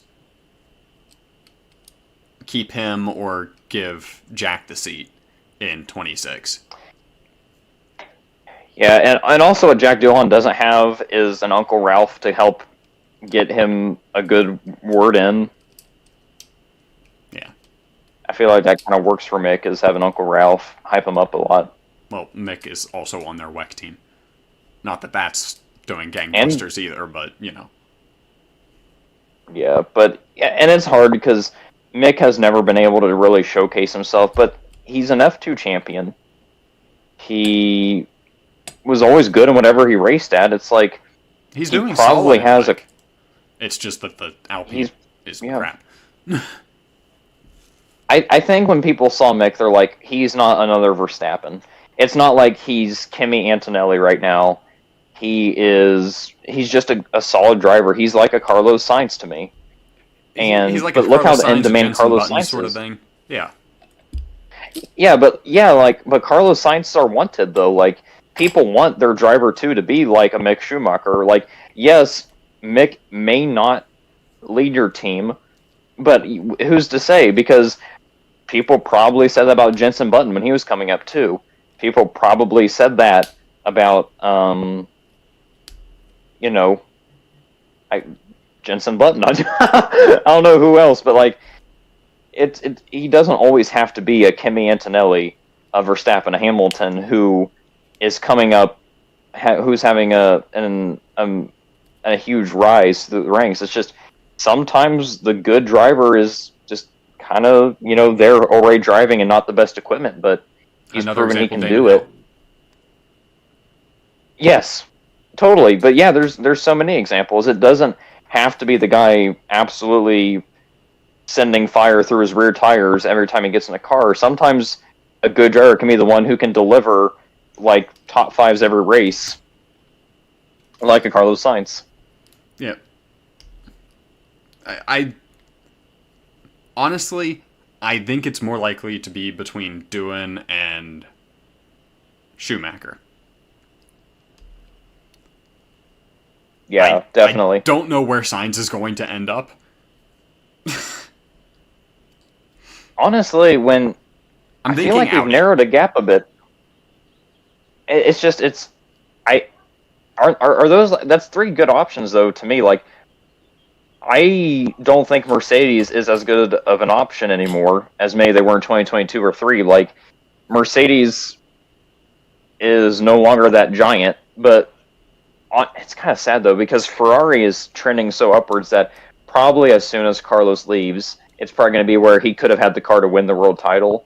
But, like, fight's not over this season, too, but, like, there's Mercedes, Audi, Alpine, and he's not going to Haas. He's too good for Haas. But, I would kind of like, I'm with you, Eli. Like, Audi kind of seems like the most, reasonable. If I'm looking at it from a 3-time Grand Prix winner who can, honestly, I would, like, gladly put Carlos Sainz in driver 1 and say, go win us a championship. Like, I think he could do it. Yeah. He has that skill, but if I'm Carlos Sainz and I look at my options, I'm like, okay, Mercedes has fallen from grace, and they're the 4th best car on the grid. They have been since the new regs came out.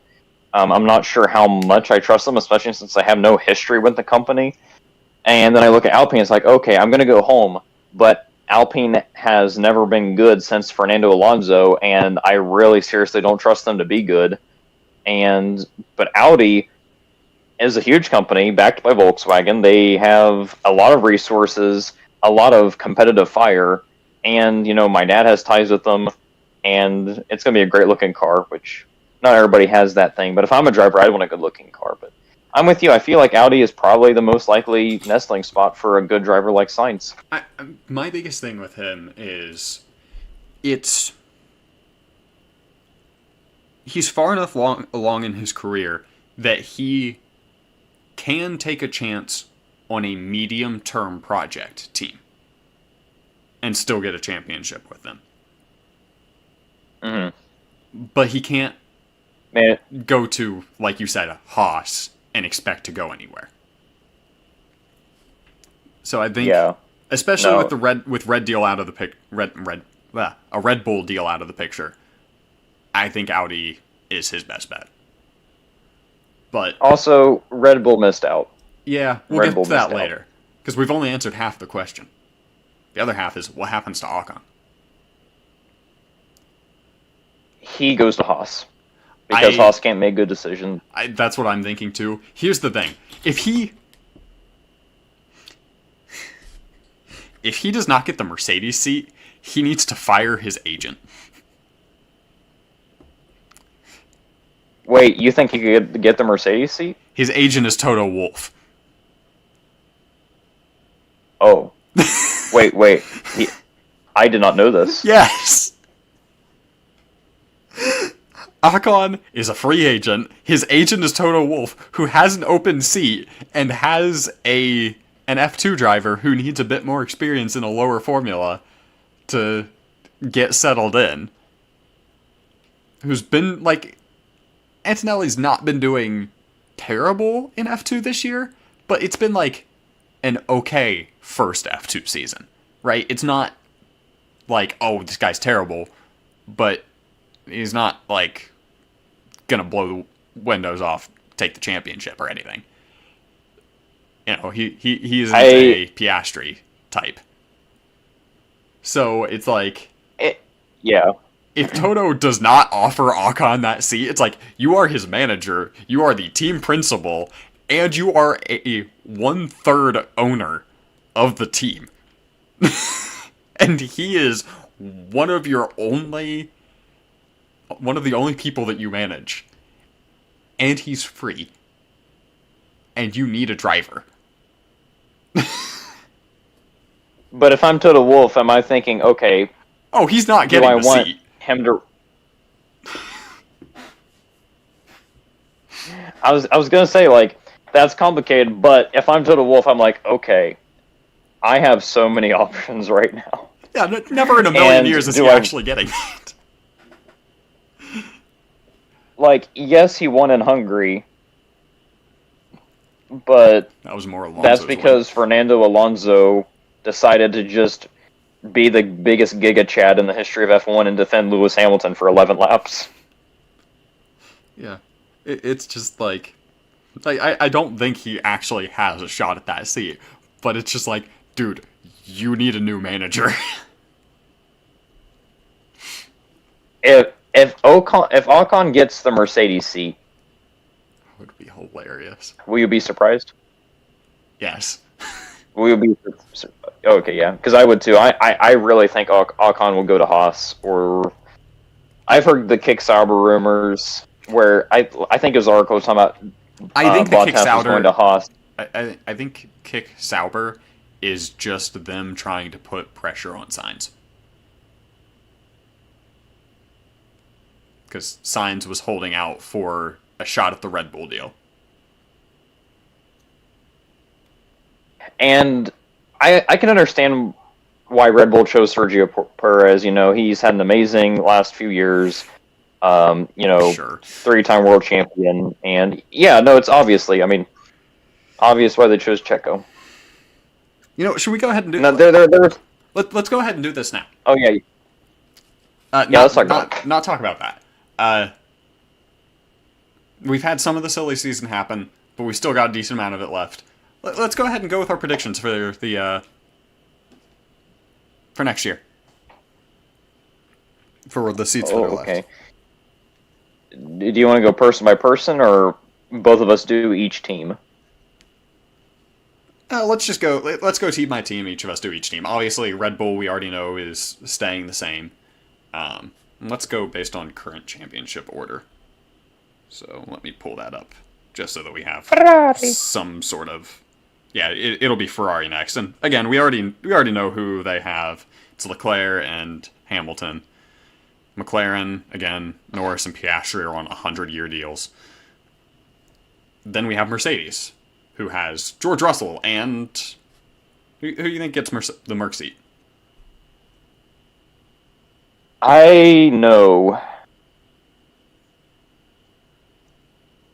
Does it feel like it will be Antonelli because of a few things of how hard they've been working to try to get him to get a super license before he's 18, and also the fact that I feel like there is so much... I almost feel like Mercedes is almost self-willing him to be the next Verstappen, to a point where I don't think it truly matters how he performs in F2. What matters is they have a talent who wasn't taken by another junior program, and they're like, we have to give him an F1 ASAP so he can be the next Verstappen. It's like, I almost feel like Antonelli might bomb the seat because Mercedes is overpressuring him, but I don't see why they would take anybody else. Like, why are you going to go take a chance on somebody for a single year if you have this supposed prodigy just waiting? I'm starting to feel like I am actually talking to myself for an hour and a half, because I was thinking the exact same thing. When was the last time Mercedes made a good decision? Yeah, I feel like they will pressure him into that second seat next year. Not like pressure where he's like, no. I think it's like, you have to be the guy. Like, you got to be the guy. They will put him in there, and yeah. I feel like the actual right call is bring Bottas back for another year. Oh, and would the fans not love that? Like, because Kimi would get the experience he needs, and literally everybody would be cheering for Bottas if he came back. And the thing is, Mercedes was at their most stable with him around. He's a good advisor, good development driver, and like, he still has a good relationship with Toto. So, like, he could help be kind of a stable hand who already knows a lot about how the team works going into the new regulations. So I think that he's the good pick. But I think that Mercedes is going to make the stupid decision. Yeah, no, that's my prediction too. But Eli, we have to do a happy emergency podcast if Bottas comes back. Like, if he comes back, he will be my driver I root for next year. Yep, same. God, the story of him going back to Mercedes for the end of the cycle and getting a championship, that would be incredible. Aston Martin is up next. Oh, so anyway, yeah, Mercedes, they're stupid, so it'll be Russell and Antonelli, but we wish it was Russell and Bottas. Aston Martin. I wish it so hard. We already know what Aston Martin is going to be, but can we also talk about who we hope it would be? I guess, yeah, it's gonna stay the same. It'll be Alonso and Stroll. I hope Yuki. Does it feel like Yuki Tsunoda gets crapped on, and he's a really good driver? Like, Red Bull's he's always kind of like, you know, when you grow up in a village and you're always going to be the kid, even when you're 32 years old, if you're going to be like you and still treat you like a kid. That's kind of like Yuki Tsunoda. Like, he's beating the tar out of Ricciardo, He's soundly beat anyone who's come in that seat the last few years, and Red Bull's still like, yeah, he's okay. We don't want to put him in the Red Bull seat anytime soon. That's the thing, is like they signed Checo for 2 years. Not 1, 2 more years. And it's also known that with their contract with Liam Lawson, if he doesn't have a seat next year, they lose him. And it's also been mentioned that Daniel Ricciardo is pretty much untouchable next year. Aston Martin is going to have the Honda engine deal in the new regulation cycle. Yuki is genuinely quick. He is hilarious. He has a good personality, which that's something that Aston Martin as a company, like as a team, is lacking. Like, you have Alonso, yes, but Alonso's a very divisive personality, right? Like, like me and you, we love him. A lot of people do. But a lot of other people think he's kind of a jerk, kind of arrogant. He is. Yeah, he is. That's why we love him.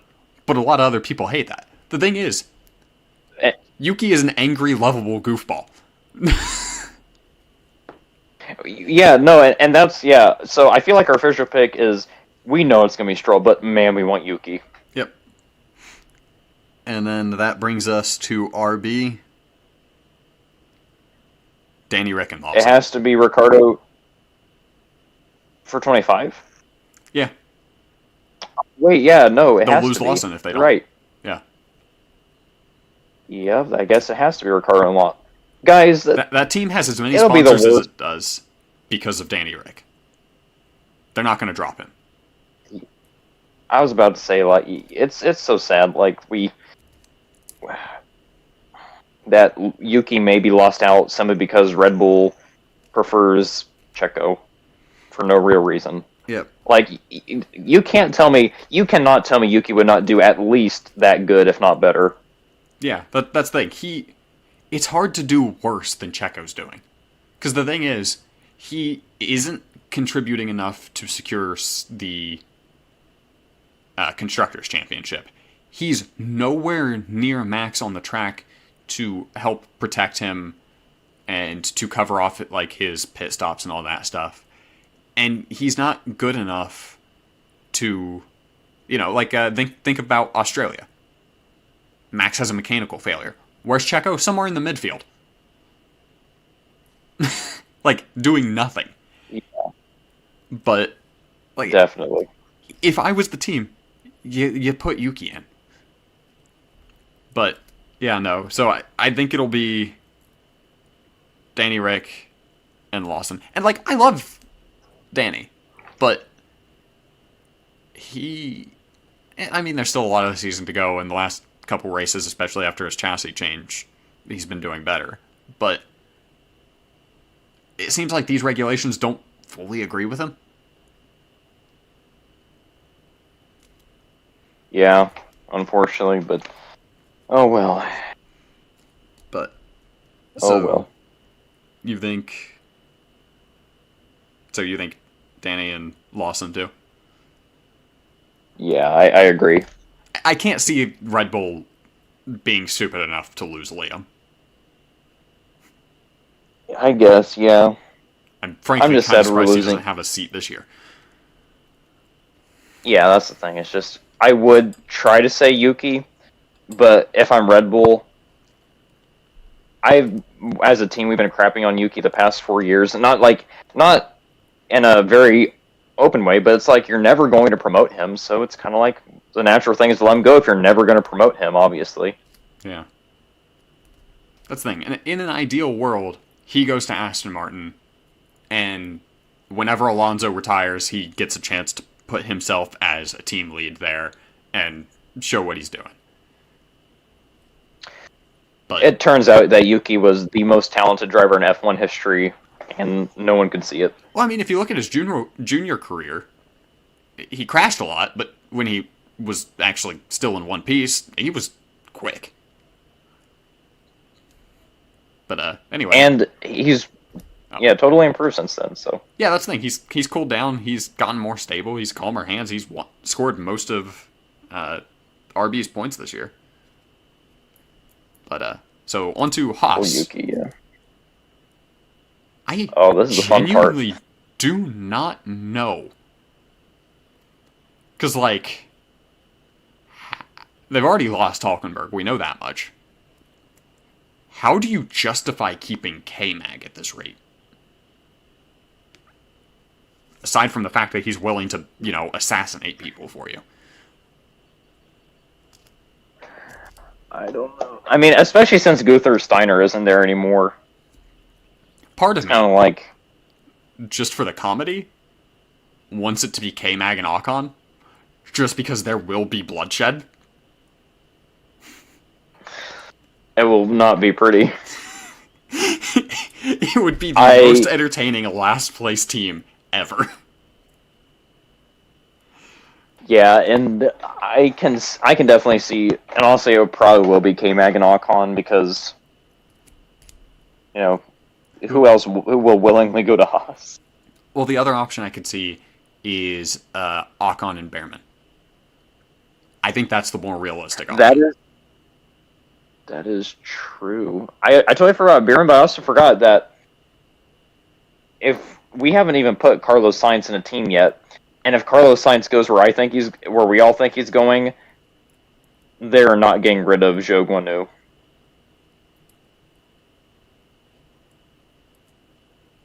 I mean, they probably would. But anyway, we'll get to that later. But I think, and a few more teams, but I think that K-Mag is done, and I suspect what we'll see is either Ocon Behrman or Bottas Behrman. I think Bottas Behrman would be a better pairing, just because Bottas doesn't try to murder his teammates and actually is willing to help them learn the ropes, which is what you want whenever you're trying to bring in a talented rookie. I like the Bottas Behrman, but let me tell you, Bottas Behrman would work too well, and that's why it's not going to happen. I mean, think about that. You have one of the best development drivers in F1 history in Bottas, a 10-time race winner. He can build your program. And then you have a raw, talented rookie who can learn from Bottas and is going to also deliver results. So you have probably an amazing duo. And even if neither of those duo are the greatest of all time, what they're going to do is they're going to elevate Haas. They're going to make them at least a 6th, 7th place team if you hire both of them. But that's not going to happen. Yeah, no, that would require being competent.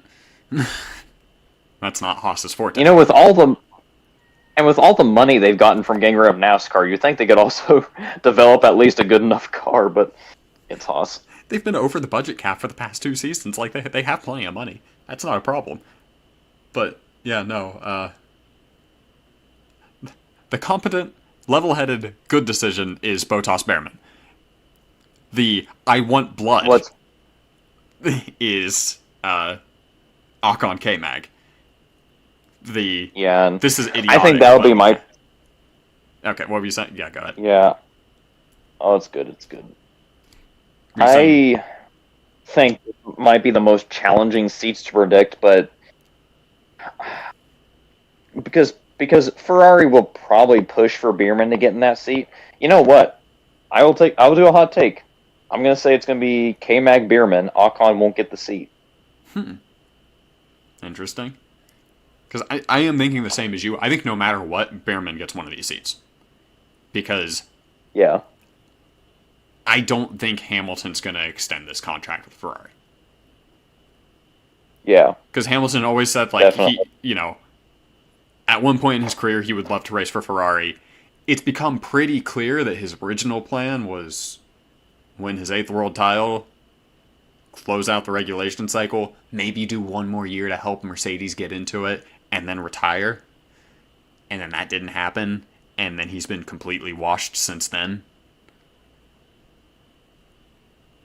So, yeah, he's done. I think it will be... Yeah, I think it will be Behrman, driver 2, which I think they'll probably find an excuse to retain K-Mag, but to bring Ocon into the team, because I know Haas has always said we want, someone experienced like Ocon, but when you already have K-Mag who won't kill everybody.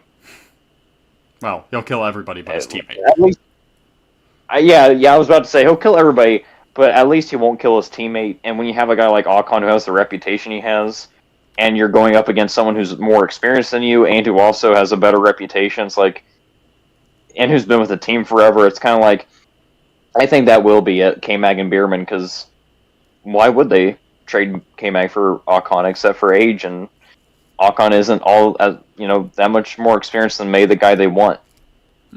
Interesting. So this is going to be the first time we disagree. Because I think it's going to be Ocon Bierman. Because what I think their reasoning will be is Ocon has more pace than K-Mag. So they as a team can work with Bierman.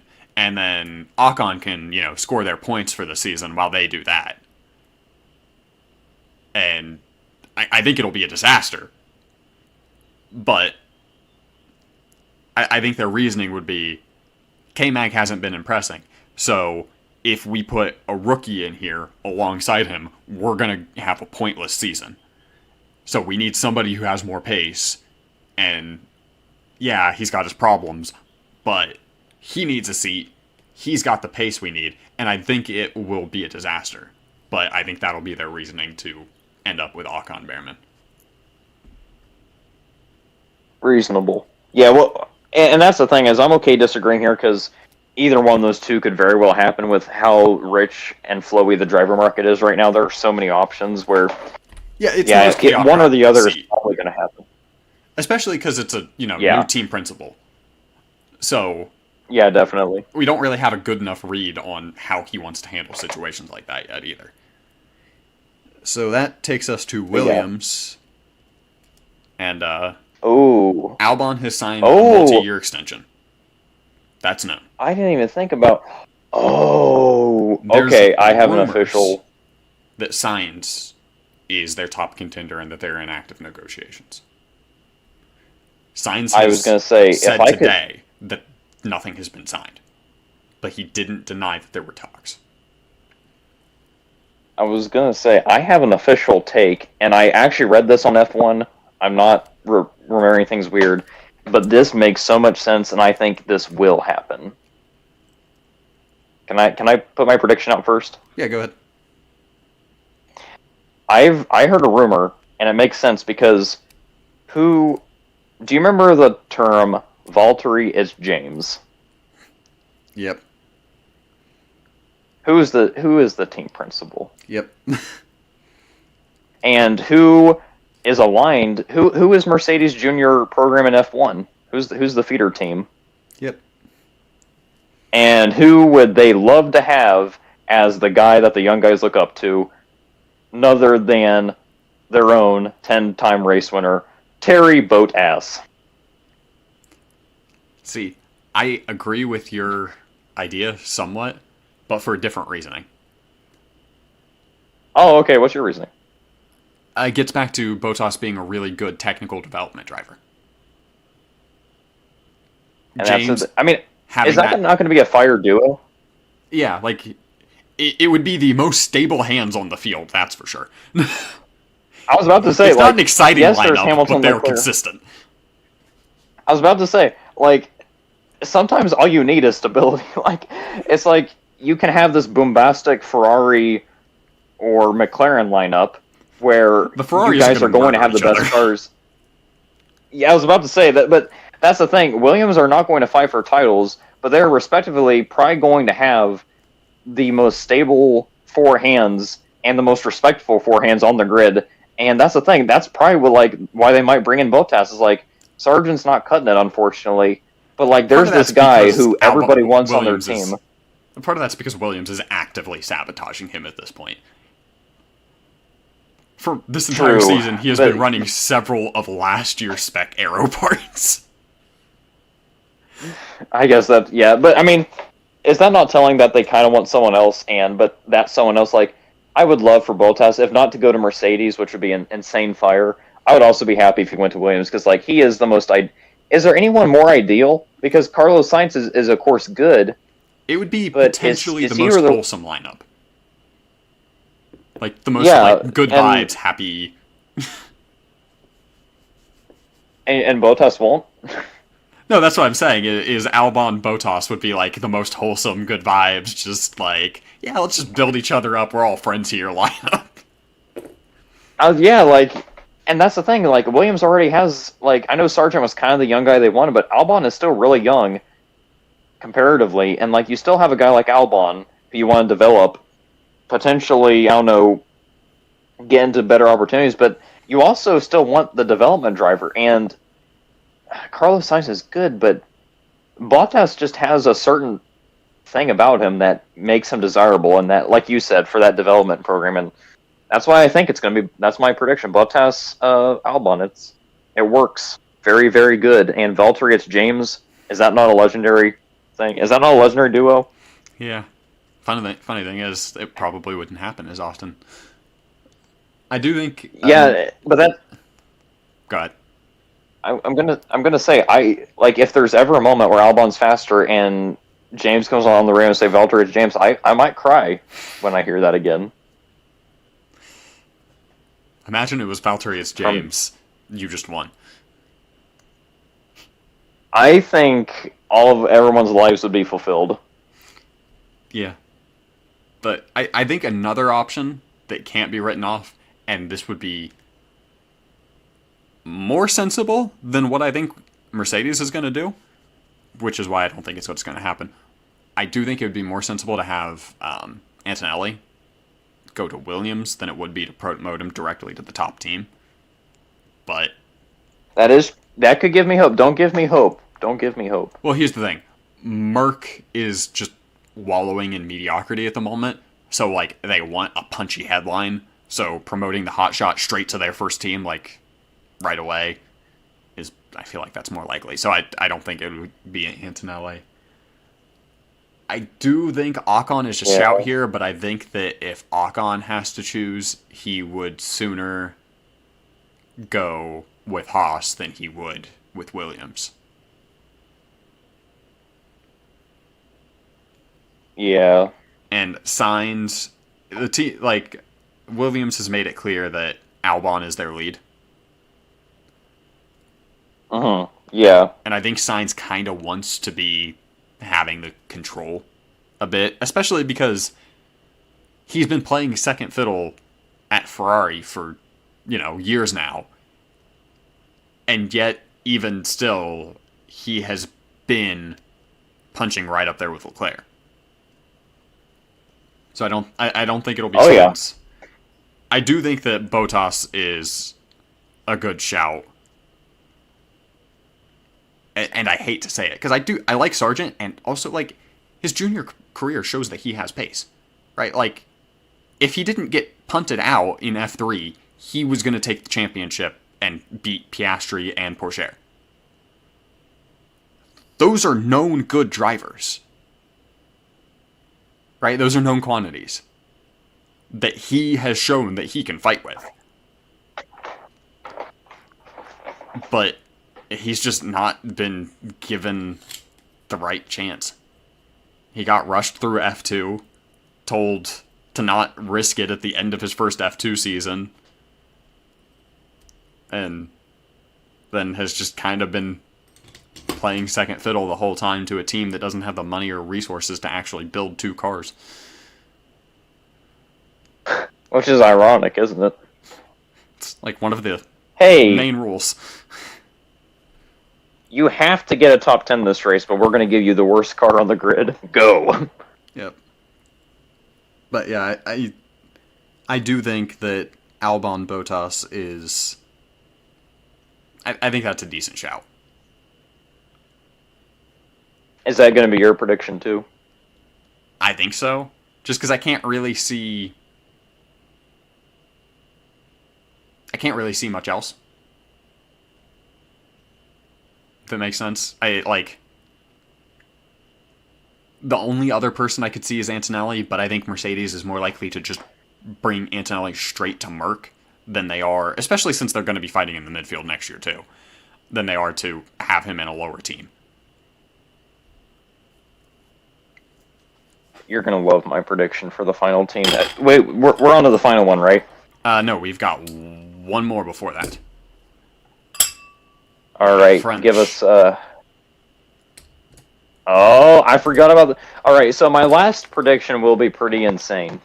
Okay. Um, I want your Alpine prediction first, because I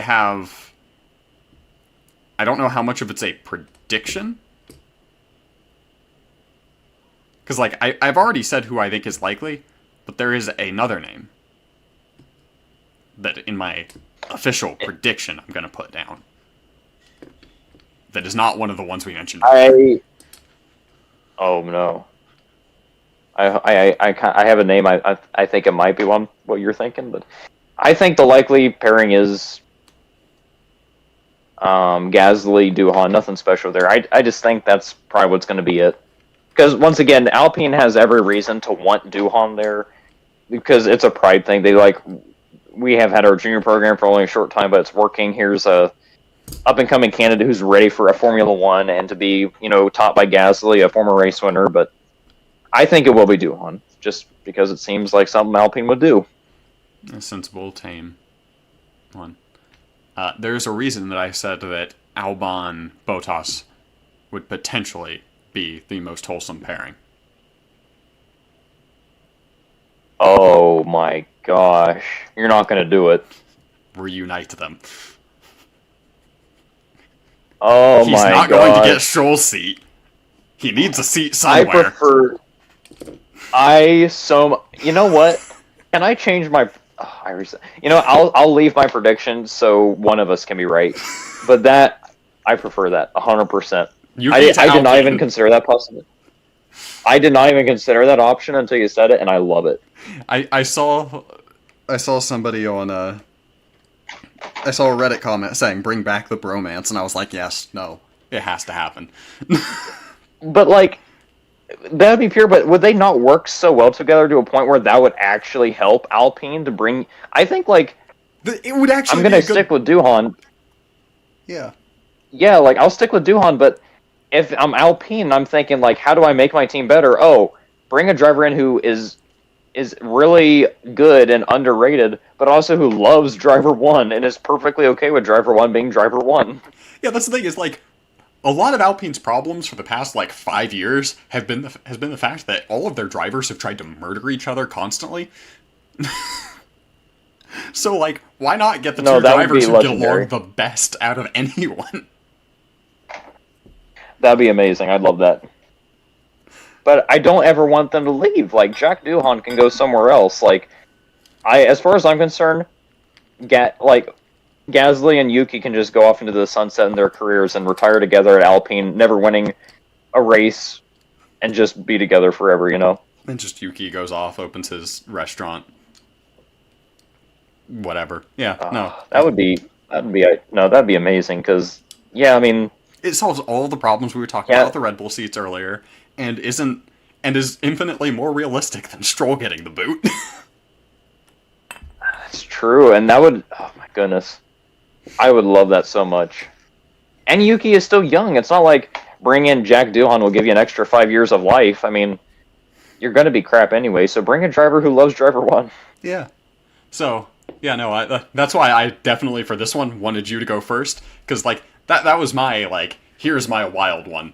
Not, exceptionally wild, but just, this is silly, it's probably not gonna happen, but, it's realistic enough that it could happen, and dear God, do I want it to.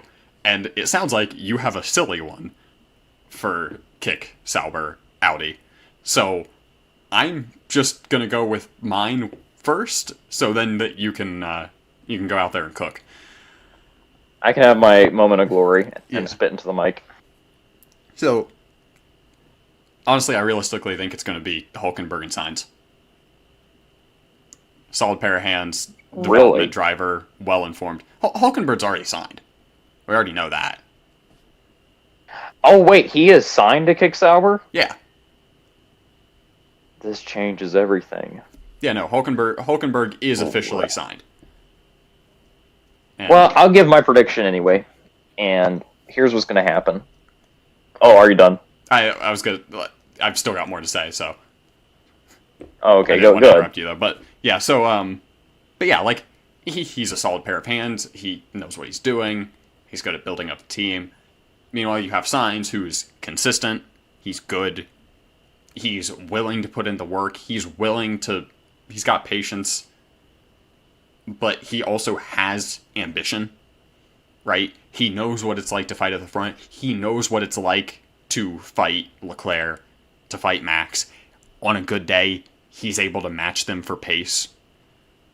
So I think all around, for a team that's looking for, not immediate championships, not immediate wins, but 5 years from now, I think that's a good combination. Now cook, chef. Okay, gotta get my head on. Gotta invite Yuki over here to put some salt in the pot. Crap. Now that I'm gonna modify not the lineup but the story. So here's what's gonna happen. I am Kick Sauber.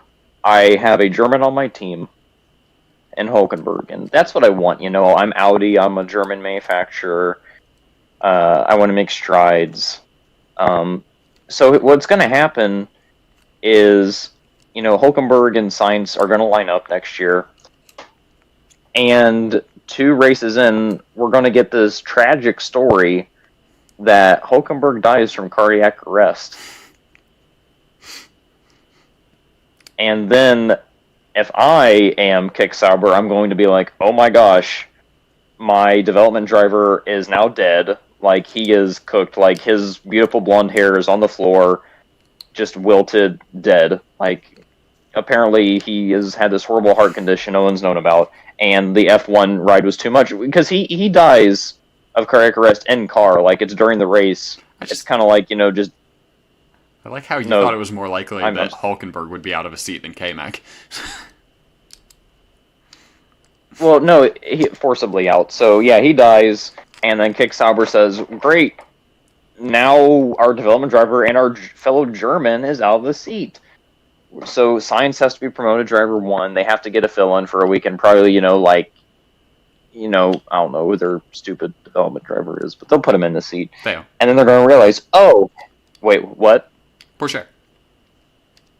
Porsche? Okay. Yeah, obviously, they'll put Porsche in, they're like, okay, it's good, we need to find someone to fill the seat. And they're going to be like, oh, hold up. There's a German on the market who has beautiful blonde hair. Mick Schumacher. That's going to be your lineup, people. For a split second, I thought you were going to say Vettel. Oh my gosh, I can't believe I just skipped Vettel. The driver market really is... thought you would have been cooking. The driver market is so filthy rich right now that we forget a 4-time champion. But no, it's going to be Schumacher Sainz. Race 2, Sainz has a mysterious burn. Dies in an assassination. Oh, okay, no, what's going to happen is after Hulkenberg dies, we realize it's because his wife poisoned him, and what's going to happen is as soon as Schumacher gets into the seat, Audi, it turns out there's a German conspiracy that they only want Germans in their seat, and they did a blood test, and Hulkenberg isn't actually pure German, so that's why they poisoned him to give him cardiac arrest. But then they also realized they had to get the stupid Spaniard out of the second seat, and so they're going to, assassinate them. They're going to hire a sniper in Monaco, obviously. So 5 races in, it's going to be Schumacher-Vettel. They're going to have their dream German pairing. And isn't that beautiful? Because Seb loves Mick. It would actually be kind of great. I still kind of telling you want Seb as Audi team principal. If he is Audi team principal, you better believe Sainz only gets a 1-year contract so he can put Schumacher in. That'd be Hulkenberg more likely. But they have to all be German. I guess, yeah, that's true. It ain't the 30s anymore. Wait, it isn't.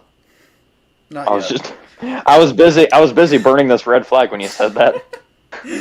Anyway, moving swiftly Well, on. I have like 80 years of history to catch up on. We got to end this podcast right now.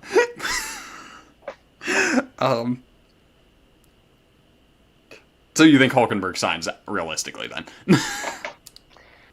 And I guess now that I know this news I didn't know before I started, yeah, I was honestly rooting for Schumacher or Sainz until you said that, and I was like, well, I guess it realistically is going to be Hulkenberg Sainz now, isn't it? Because, I mean, every other team, like, it makes the most sense for Sainz to go to Audi / Kick Sauber. So, yeah, I guess it has to be Kick Sauber, Hulkenberg Sainz. All right. So there you have it. Our official predictions. I hope you kept track of them, because I didn't. Good news. It's recorded. We can't record. We can't keep this garbage into the podcast. This is live.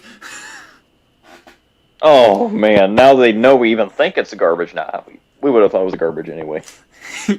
You keep forgetting. I decided to do this live so that I didn't have to edit. You see, me being lazy and misinformed led to that terrible conspiracy, and you being lazy has led to people hearing the terrible conspiracy. I am an evil mastermind. Anyway, we've got one last piece of news to cover. We've kind of already hinted at it. For some inexplicable reason, Red Bull signed Checo for 2 more years. Presumably because he's the person that has all of the dirt on Horner, but who knows? That's the only reason they would keep him. Realistically, that's the only thing I can think. Anyway, the new technical specifications have been were revealed earlier today. Did you get a chance to look at them? I did. I actually did.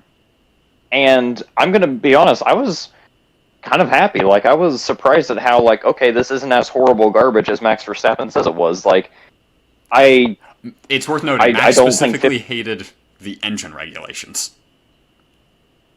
It's not the best, but I think one thing that I looked at... Now, is it 30 or 50 kilograms are going to be lighter? 30. If I remember right, what they've said is they hope that by the end of this round, they can lower it to 50, but start at 30.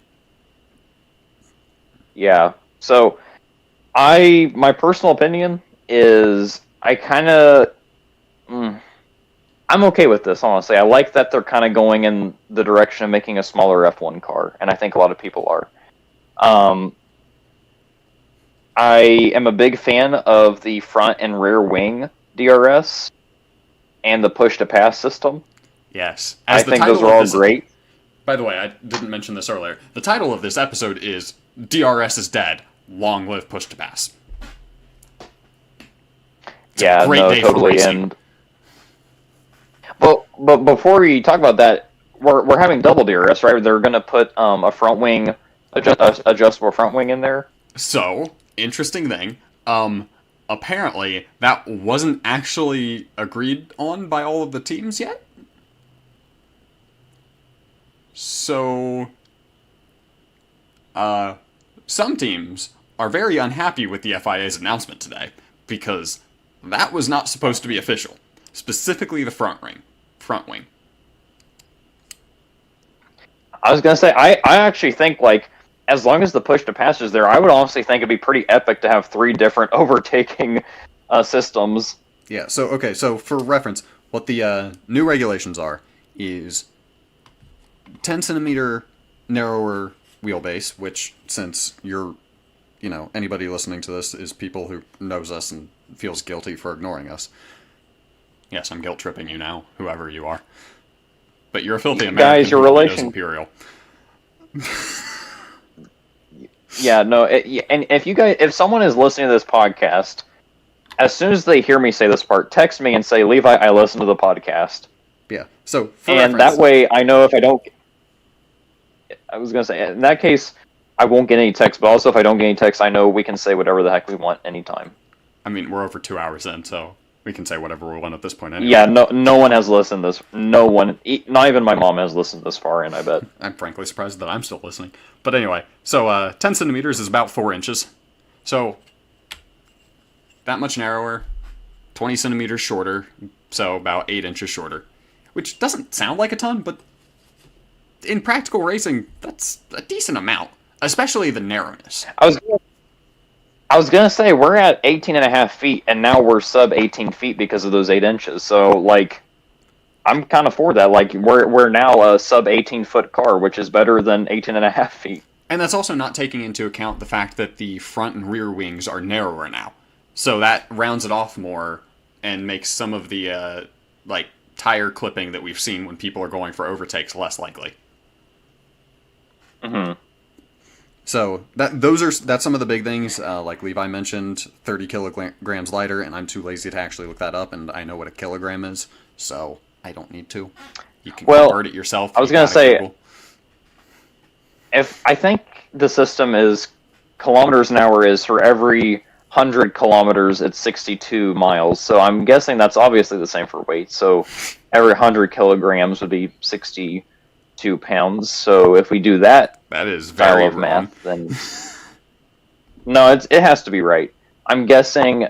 No, look it up, Eli. No, please look it up. Like, I'm gonna say 30 kilograms would be about 14 pounds, 12 to 14 pounds lighter. So in all reality, a kilogram is just slightly more than 2 pounds. It's like 2.2, so it's around 60, 66. Oh, so that's like the inch then. So like 2.2 centimeters is an inch. Unfortunately, yes. I knew there was a connection somewhere. Okay, never mind. So that is complete happenstance, but you are I have to admit you are unfortunately correct. So I was right. It's all the same, guys. So in that case, we can. That's a lot more than that's a loss of a small child. 60 odd pounds. Yeah, that's actually like, because I was thinking that kilograms are more than pounds. Because I'm like, man, like they're just basically gonna lose a few die casts. It's the basically the weight of the halo gone. That's awesome. I feel like, I think people have been wanting smaller F1 cars, but these are all minimum changes, but at the same time, they're minimum in the right way. Like, if we're losing around 60 to 3 pounds of weight, we're losing 8 inches of length, so we're sub 18 feet cars. That's all good. Like, we'll take it. Yep. And then, narrower tires, that's another thing. Oh, and if I want to liken this to a generation of F1 we already know, I guess, is this the size of the first-year turbo hybrid cars we had? I think it's... Like, are we kind of... I believe it's slightly narrower, but also a bit longer. I was going to say, I feel like we're kind of in that wheelhouse now. It's like the 2015-16 size cars. If I'm remembering right, they have been 2 meters wide since the 05 regulations, I want to say. Since that, like, the mid-2000s era. But it used to be, I want to say that it's narrower, but it's a bit longer. Okay. But yeah, I mean, in that general wheelhouse, like, yeah, well, we're going the right direction, because I think when everyone thinks F1, this would go to a different podcast, but when I think F1, I definitely think, like, tiny, noisy, agile. I don't think truck. Yeah. They are way too long. Yeah, just way too big. Like, when they were like 1,400, like 1,200 pounds, here's what I'm thinking. If you are the pinnacle of motorsport and you're supposed to be the most popular open racing series in the world, why are you heavier than IndyCar? Yep. So they need to be like, at least 1,400. Like, if they give us 1,400-pound cars with tons of downforce and they are exactly 14 feet long, everybody will be happy. Yeah. I used to have a list of all of the dimensions of all of the chassis for all of the different years, but I cannot find it at the moment. I think it's okay. I think we can make a decent estimation because I know for a fact it was a little over 14 feet for those mid 2000s regulations. They're a little over 14 feet. For reference, a modern day Indy car is 16 feet long, a little over 16 feet. So imagine an Indy car, but it's a little smaller in every way, and it is a lot faster. The 2009 regulations, I think those were about 15 and a half feet. Is that right? I want to say. And then, yeah, they were kind of that length until the modern turbo hybrid, and then they jumped to like 17, over 17 feet. And then, yeah, by 2021, they were 18 and a half feet.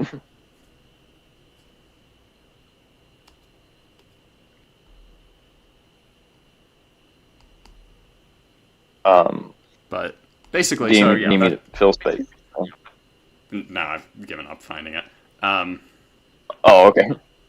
Yeah, basically, so we're getting back to that. It's got some. I particularly like how the front wing looks like the 2005 ones, and that's for no other reason than the fact that the 2005 cars were the best looking Formula One cars that have ever existed. We agree. I'm so glad. It's just that I saw that little dip in the teaser image, and I'm just like, yay. There's no more thought in that. Everything else has been like heavy analysis. That was just, I'm happy. And also the little dip, yeah. Yeah, the narrower rear wing reminding me of like the 2009, 2010 era when I first started getting into it. Yeah, so F1's taking that nostalgia bone. Yep. They're doing it good. So oh yeah. So in general, I think what I have to say about these regulations is I think we're going in the right way, and I have heard concerns about lower power, and I have those too, but I think overall it'll be fine. I think it'll be fine. I think if it gets too bad, they will fix it. Yeah, and another thing is this sees the first reintroduction of true active aero since I think like the 80s or even the 70s maybe. Because there is still a drag reduction system, but it's not an overtake system anymore. It's available on all of the straights to all of the drivers all of the time. On both the front, it is definitely going to be available on the rear wing. There's some debate about the front wing, especially because apparently in some of the simulations, it was shown that when the DRS for the front wing opened, it would cause massive loss in stability and could cause people to spin and going in a straight line, which is not good. So that might get dropped. I was gonna say, because another concern with it is the expense of having a DRS system on such a fragile bit of the car. That's true. I didn't think about that. The front wing is the most fragile, and you're gonna have it be even fragiler with several pieces now added to it. Yep, and with the cost cap, so there's some. There probably won't be active aero on the front. As far as I know, all of the teams are fine with the active aero rear wing. It's just the front wing they're not huge fans of. And there's some debate about whether the active aero will be driver controlled or whether it'll be automatic. That's not been made clear yet. Because some stuff said that it's an automated system, whereas in the official video they said that it was driver controlled. So that's not 100% clear. But to make up for that, what they're doing is introducing a push-to-pass system. They're not calling it that. They're calling it MOM, which is definitely not going to have any impact on commentary at all. I've already seen people making memes about how Max Verstappen used your mom to overtake Charles Leclerc for the win. Ma'am, your mom has just been so effective lately. Yeah, I forget what exactly does it stand for. Manual overtake mode or manual override mode, something like that. Basically what it is a car behind would be allowed to deploy more of the electric power, more electric hybrid power over the course of the lap than the car in front. And the thing with this is that would be driver controlled. So they would be allowed to choose where they want to do it, so that they would be able to choose when to attack. Not only attacking on the, preset, this is the DRS zone, so this is where you have to attack. But instead they could choose to go side by side, not even using it, and then when they pull out of the corner, use it to help them, get some extra acceleration to get going at the end. And to finish off the overtake, rather than using it to overspeed and get the pass done. Totally. So, I think it will be infinitely better for racing than DRS. Yeah, on a lot of podcasts I've listened to, they use the term slam dunk overtake, and I kind of agree with that. Well, it's too common. The thing that excites me more about it is, one, this should kill DRS chicken. Because you're not going to be battling to a detection line. It's, as far as I understand it, how it works is it's whoever's ahead at the start of the lap gets a bonus for that lap. Or whoever's behind at the start of the lap gets bonus deploy for that lap. So, you don't have DRS chicken happening anymore, which was kind of dangerous on occasion. And it'll also reduce trains, because it's not at pre-prescribed points. It's instead wherever you think would be most optimal to use it. So even if, you've got 3 cars stacked up, so 2 of them have the overtake mode. If one of them thinks it's going to be better to use it on corner exit, whereas one of them thinks it's better to use it, halfway through the straight, it'll still let them use it strategically to be able to spread out brake toes and things like that. So we shouldn't end up with the ridiculous trains we've had. Yeah. So, yeah. In all, I'm kind of excited. There's also the Venturi tunnels are smaller. So there will be, overall there's going to be substantially less downforce, but I think it's like something like a 30 or 40% reduction in downforce, but also like a 50-something% reduction in drag. Equates to more speed, if you ask me. Yeah, I mean, that's the thing. Like, you got that, you have the narrower tires. It's almost like they realized that part of what made the early to mid-2000s racing so great is the fact that the cars didn't actually have all that much grip. It's like, why I feel like it's a common trend in a lot of... Yeah. I mean, we started off this podcast talking about Gateway and why this NASCAR package is working. And what NASCAR, all they did was reduce grip. Yeah. It's like, dirty air doesn't really matter if your aero parts aren't doing much in the first place.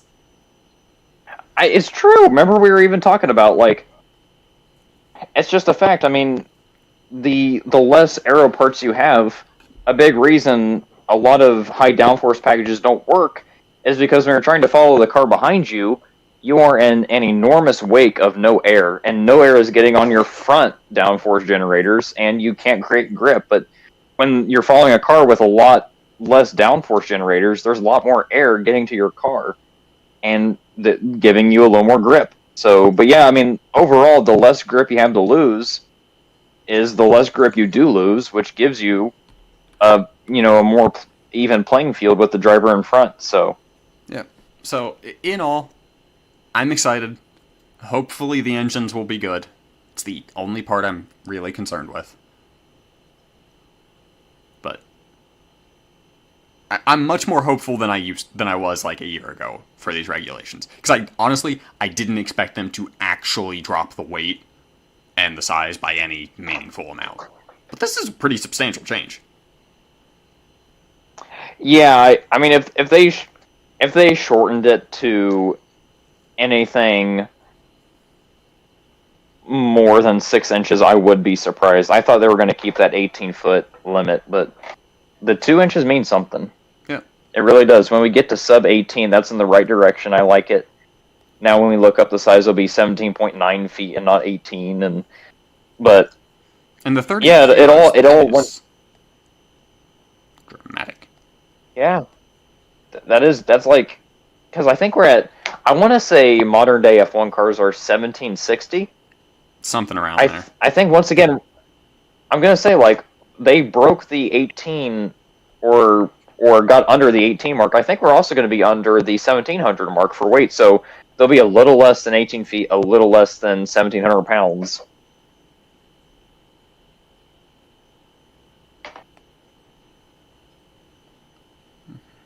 So yeah. I'm kind of like you. I'm kind of curious now. I'm going to look forward to it and not dread it. Yeah, and between that and how many just how many different engine manufacturers we're going to have for these new regulations. Also, another thing we didn't even talk about is the MGUH is going to be gone, but there's still a turbo. Oh yeah, we might see the return of turbo lag. That'll be interesting. Because the MGUH is the thing that got rid of it, because it was a motor on it that let them keep the turbo spun. I'm sure they'll do something weird with like the hybrid engine mapping so that it's a smooth power output or whatever, but I hope the FIA just stomps that down as like, no, you are spinning. As talked about earlier, I have very strong opinions on engine regulations. Yeah, when Blake Shelton was asking you those questions, I think all the listeners could get a good dose of Eli. I do not think he was ready for just how hot button of a topic he hit on with that question. No, yeah, and you can look forward to Eli 5 every week, and if you listen to that, you're probably never going to want to be a guest, but please do. Please be a guest. I've got some random people I can pull in. And honestly, once again, Blake Shelton, if you're listening, you know who you are. Thank you so much for guessing last. Like that was like listeners. That was the last of last minute substitutions we could have ever done. And I was going through my head of people I know who have Discord and could get invited, and who know me and could give somewhat of a meaningful question. Blake Shelton gave an actual like meaningful question. He gave 2 questions. I only asked for 1. He gave 2, and he gave us like 10 minutes of his time, and he was busy writing albums, playing disc golf, and he still gave us 10 minutes of his time and 2 questions. Like, guys, that is premium, like, thank you so much. And we look forward to getting more people on that Eli 5 segment. So I think a good way to wrap this episode up is there is actually just getting off the ground. One other bit of news that I almost forgot about. Kyle Larson got his waiver. We're not going to talk about that. Oh, I didn't think there was anything to discuss, but I felt it was relevant to mention because in episode 0.5, where I talked to myself, I don't even know if that actually came up because I'm pretty sure you're the one who explained the situation. I did, but you commented, and I was kidding. I'll give a brief opinion on it, and I think we both agreed he deserved it. Because could he help? Was he able to help not, choosing the Indy 500 over NASCAR? Yeah. But did he not hustle hardcore to get to the NASCAR race only for it to get rained out? Yes. So he, at the end of the day, I look at it as he made the effort to get to the NASCAR race. He was ready to run laps. But he couldn't help that the rain had other plans. So no, I totally was in for him to get a waiver. I think, once again, I'm not a Chevy fan, so I would have been perfectly fine with him not getting a waiver. And I even could have understood to a degree why he wouldn't get one, but it was better he got one. Well, also, NASCAR was promoting him trying to do the double. And so, yeah. To have then, stabbed him in the back by doing that, he deserved it. Yeah, and like you said, it would have made other drivers never want to do that if he got penalized. Yeah. But anyway, yep, that is just about all. I am not sure what races we'll talk about next week. Yeah, we originally planned for it to be an hour and a half, and we're going on almost 3. Oh, seriously? Yep, it's 9. We overshot by an hour. My eyes have mostly been turned away from the computer, but I mean, and if anyone is listening out there, First of all, Why? thank you for making it this far. But bye. But No, I also, said just why. kind of the goal. Well, yeah. First of all, why? Second What's of all, wrong thank with you? Yeah, are you And okay? if you're still here, Are you you having owe a us terrible something. Give midlife? us money. Yeah. Guys, hitting that subscribe button is free.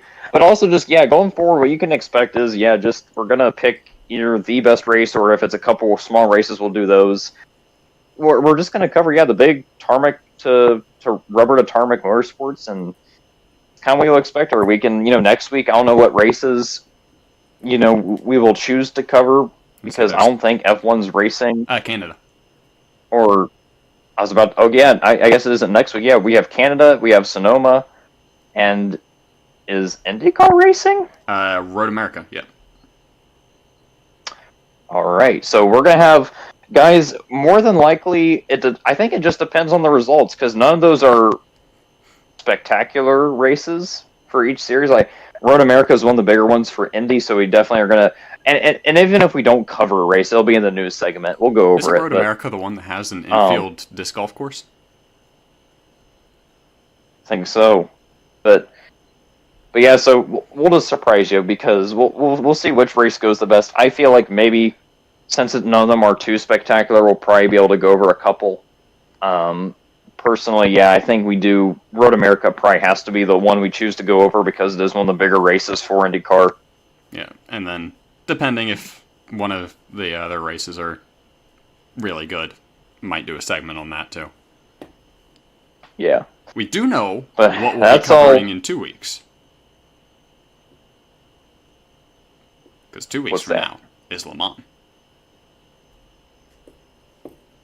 Wow. Yeah, no, I totally have been glossing over that. But no, I'll get on the train. I'll totally talk about it. Yep. We'll have to do the entire episode on. That is going to be a long episode. Yeah, no. Yeah. It's going to be almost as long as this one. It's probably going to be longer, honestly. But anyway, that's for later. Yeah. My name's Eli. My name's Eli's imaginary friend. And we've been Irreverent. And we'll see you later. Bye-bye.